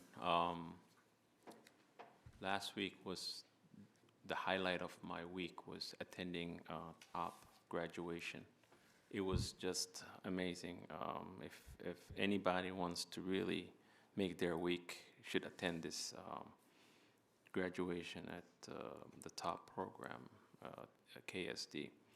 I'm also looking forward to the graduations that are upcoming in this week, and looking forward to seeing kids to accomplish a milestone, as you said. I also want to thank the retirees who have done so much for this district. This is just one of those things that you get to see the face. Sometimes you see the name, but you don't really put the face with the name. I also want to thank the employees of the year. That's a culmination of the work that they have done throughout the year, and it is not something easy to achieve. That takes dedication. I also want to talk about the strategic plan. Although I was part of a couple of meetings, what I really heard was the agility of this roadmap, so to speak, that we're going to have. So therefore, we know where we are and we know where we're going. And if we learn something new along the way, then we have the capacity and the ability to change and make sure that we are gonna make that adjustment. Tonight was really emotionally high and emotionally low. I was very excited and happy to see the employees of the year, retirees, everything, and then the things that, hearing the kids come up tonight and just brought up some emotions, and that's team program. I really want to see us do anything we can to make sure that we don't lose that. Not because it's what I like, but it's as an evidence that we've shown the kids.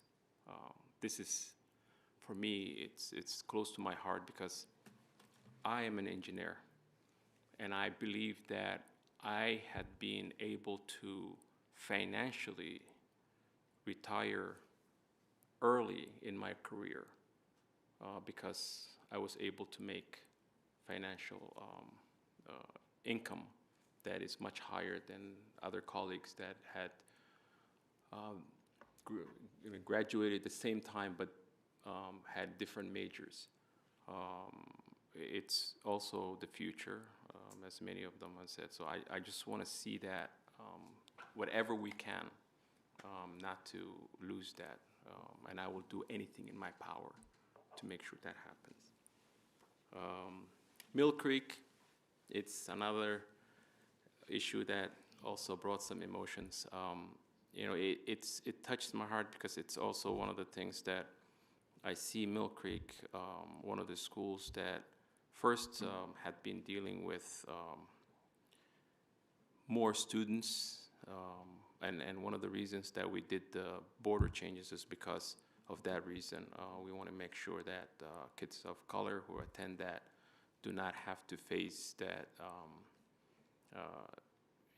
30-some-odd students in one class.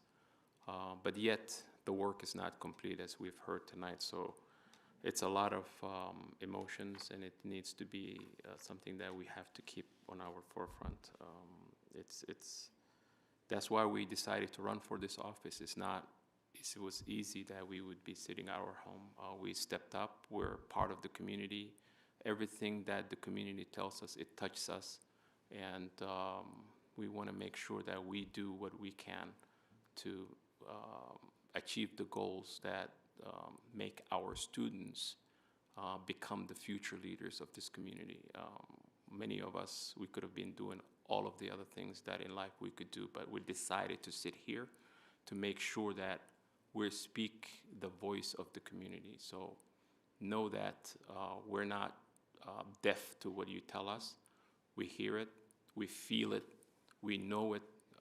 Therefore, we will do anything we can to make sure that the students that we have in our district are number one in our thinking in every possible way. I want to also thank the staff. I'm never going to get tired of saying this. Throughout the year, if I reflect back, the achievements are so many, yet we only concentrate on what we didn't achieve. And to me, that is not how I think. I always look at what is working so that we can encourage and make sure that we're not thinking on a deficit thinking. We're thinking of how can we increase what we're doing and the achievements that we have. How does that happen? It happens because of the staff. We're sitting here, but the real work happens on the field. And I want to thank each and every staff of the district, and I will keep saying this, you are the top. You are the top of the line, as far as I'm concerned. No other district has this. So I want to thank you. I'm never going to get tired. As long as I'm sitting on this seat, I'm going to keep saying this. So that concludes my report. Thank you, Director Farah. Director Hamada? Well, it's 9:46. I bet everybody's tired and wants to go home. Some of the highlights of what I've done since the last board meeting was I visited Pine Tree Elementary School Intermediate Support Center at Denton Thornback's invitation. They're doing great things there, and I love chatting with the students and the paraprofessionals. They were very pleased with the curriculum that is in that school, and I got to see it, I got to feel it, I got to understand it, and understand that it's working better than some things they've done in the past. And at the end of the week, they get to take a whole booklet of what they've done home. And that also involves when they come in for their parental visits with the teachers and stuff, they bring all that work in, and the parents become a real partner to what's going on with their child, along with the school. And nobody cares more for our kids than the parents of our kids, and they need to be inclusive, and they are inclusive from day one when they're born. They're our first educators. While I was there, it was just kind of fun to see the kids and the parents get on a charter bus and head out, which I didn't know they were going, but I thought, what's going on here? They all went on this bus and the chaperones, and they sang the national anthem at the Storm game. And I don't get that channel, but somebody sent a video, and it was absolutely wonderful. So along with Denton Thornburg's work there at Pine Tree, and all the people in that staff, and the principal there is top-notch. I've been there several times. I want to give a shout out to Denton. I want to give a shout out to their music teacher there, who I guess is just absolutely fabulous and been there for quite some time, Renee Bagley. So we've got some top professionals here. I attended the Pepin, the play at Kentwood, and it was excellent. And not only was it wonderful to see the graphics, the design, the costumes, the singing, the dancing, the whole play that they put on was teaching people that people can be different. That's the theme of this thing. And we all can accept. So not only were you being entertained, we were intertwining in our dramatic presentation as a school, our equity in action, our acceptance, our, feeling that you have a feeling of fitting in. So Chad Taylor out there, who runs that drama, is a head drama teacher out there at Kentwood. Another shout out to him. And we as a board have been hard at work at the superintendent evaluations, and we're going to hear a lot more about that coming up. And I was really excited to see we have iReady tests. And in the iReady test, I just want to give you a little glimpse into this evaluation thing that was pretty cool. Is in all the grades across the board, in all the schools, we saw improvement from the things we're doing, from the fall to the spring. They do these tests, and they kind of see with each individual kid what they're lacking and what they need in multi-tiered support. And they put that in, and when you see it in the percentage, when I finally understood that whole thing completely, we're doing stuff for our kids, so that was really cool to see. I also attended at the Pete Van Wyk, our King County executive invited myself and Superintendent Vela, Deputy Superintendent Berenger, and Brian Smith, our athletic director, went and heard and sat at the breakfast to raise funds for our athletes in South King County. The speaker was Mariners manager Jerry DePito? DePoto, okay, thank you. He was great, and he had some really good ideas for all of us in the business of whatever we're doing to how to motivate people, how to have the sustainability, and that things are not going to happen overnight. The program that they're using with the Mariners, how they've used it from their farm team all the way through, that they're sustainable and they're building their program. And of course, he kind of said he thought this was going to be a fantastic year for the Mariners. So we can all watch and enjoy that. a highlight, again, the first time I went was last year to the top graduation. It was at KM, it was very special, very individualized. And a couple of, all the kids were wonderful when they got their certificate and their picture, but one young man did this motions like, I think it's probably a Muay Thai or something when he got his degree, and he was just like over the top. And the other one, another one that he was just dancing up and down with his certificate. So we are doing things in our district for all kids. And we're trying to meet all those expectations. And if you want to see something that makes you feel good, you go to the TOPS graduation. I have 4 or 5 more others coming on board, so that it's a highlight of what we do. Of course, we want to get all our kids across the finish line.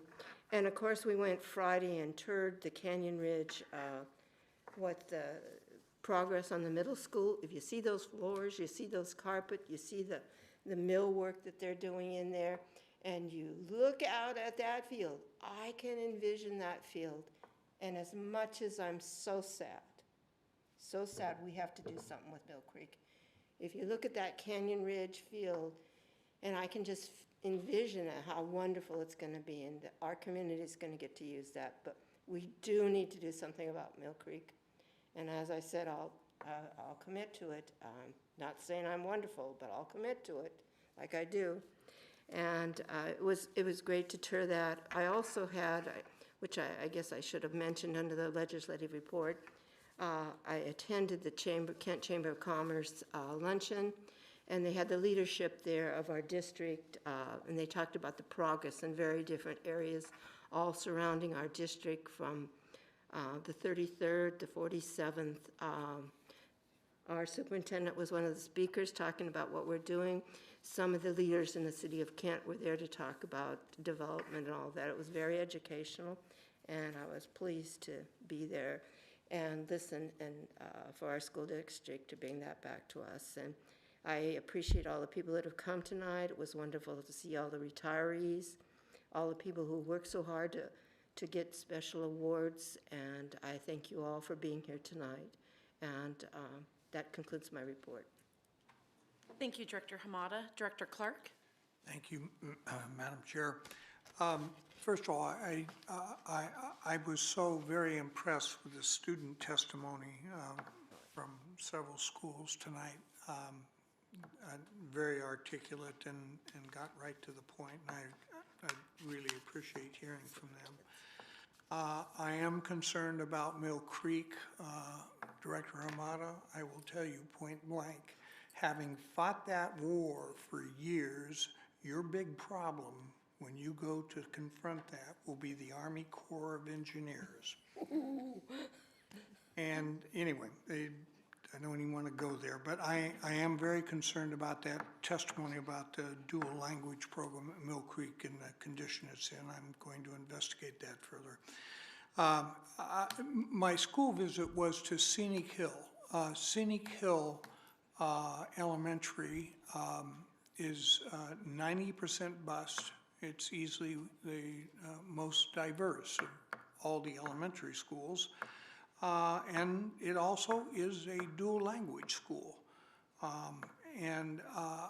Spending some time in the buildings and going to the classrooms, I'm just so impressed with the staff in terms of their making use of the technology to enhance that type of instruction, their ability to engage students. Every classroom I went into, the kids were completely engaged in what they were doing. Their usage, the multi-tiered intervention program, which is universal, is particularly unique in that building, given the makeup of that particular population. And what I'm basically trying to say is, when you send us your kid, they're not a number. They are a real person, and we do take their educational personally, but the program that we have installed says that we're tracking exactly where they're at. Now, there are drawbacks to that. As was pointed out, the amount of time spent in assessment to make sure you know exactly where the kid is yet another thing that has to be worked through and happens several times during the year. So there's not a perfect answer here, but I'm just saying the system works. It's real evident at Scenic Hill, and I salute the staff are doing just a fantastic job. Thank you, Madam Chair. Thank you, Director Clark. I know I'm between us and going home. I will. It's like right before lunch, right? No That pressure. teacher who teaches, yeah, right? No pressure. Okay. First, I would like to do a shout out for our Kent Laboratory Academy. This was covered in the superintendent's report, but just seeing it come to life from the student-led design team, and then our students as young as third grade, making one of the most welcoming and, you know, when you talked about STEAM, I mean, this was all around, right? There was food, games, art, storytelling, and, but really just celebrating the students and the school, and in a way that brought everybody together was just a wonderful, wonderful night. And thank you to Dr. Nip for really elevating her students to be able to bring this together. I just thought it was very, very well done. And I look forward to it next year, and put it on your calendars, and many of our other schools in their multicultural nights. Great, great time. Again, congratulations to our retirees and our employees of the year. It was fun celebrating you tonight. Thank you for joining us. A shout out to our graduates. I think back to something that my son's third grade teacher talked about, and the learning pit, right? And when you get stuck down there at the bottom, and everybody had that moment somewhere. And I think about that even in the district or my job, or, you know, how do we move out of the learning pit and not just talk about the bad things and what's really hard, and that our graduates were able to get through that, whatever that came through in their tenure with the district, and get into really showing the grit and making it all the way through. So as they grab their diploma, just so proud of the grit that they're showing that will lead them well in their lives. We got to attend the top graduation. You've heard many things. All I can do is say echo it. What an amazing night of celebrating our students. Missing up here is our KLA banner, as it's at their graduation, which will be coming up next. But I would like to point out our newest banner, Kent Virtual Academy, and the colors and the logo brought around chosen by our student and community voice, as we continue to bring that more into everything that we do. Let's see, our 7th grade, things that have happened that I also got to experience. First, I will talk about Kent Ridge Choir year-end, seeing the progression of 4 years of high school in a year. It's just amazing to see what the students do. Arts are important. And for the first time since 2016, I think is the day, is we were able to have our 7th grade move-up day. And this year, not only 7th grade, but also our 6th grade move-up. And let's celebrate how amazing it was. Ignore some of the stuff. Yes, it was not perfect, but you know what? Really good and done is great. And I'm so proud of our district for giving that to our students, and to a mom of kind of a nervous 6th grader that's going into 7th grade. He's got it now. We're good. So that's about as much as I got out of it, but that's enough for a mom. Yeah. And then I would just like to say, speaking of our middle school, I had the opportunity to give public testimony at the King County Council as legislation was put through to give an honorary name to 184th in front of Ridgewood Middle School, Scott Haynes, the principal there, and 3 of the students also gave public testimony. And so that 184th could have an honorary name of Jaguar Way, celebrating the move up of our 6th grade. So, and that was a fun thing to do. I maybe should have added that into the legislative section report, myself. yeah. So with that, I'd like to again echo thank you to our staff. Thank you to all of the people that have made this year so amazing. I tell my kids, we got 6 more sleeps. Yeah. And it's been a privilege to see kind of the growth that we've had throughout this year. Thank you for joining us tonight and sticking around till 10:01. Yeah. And I call this meeting to adjournment.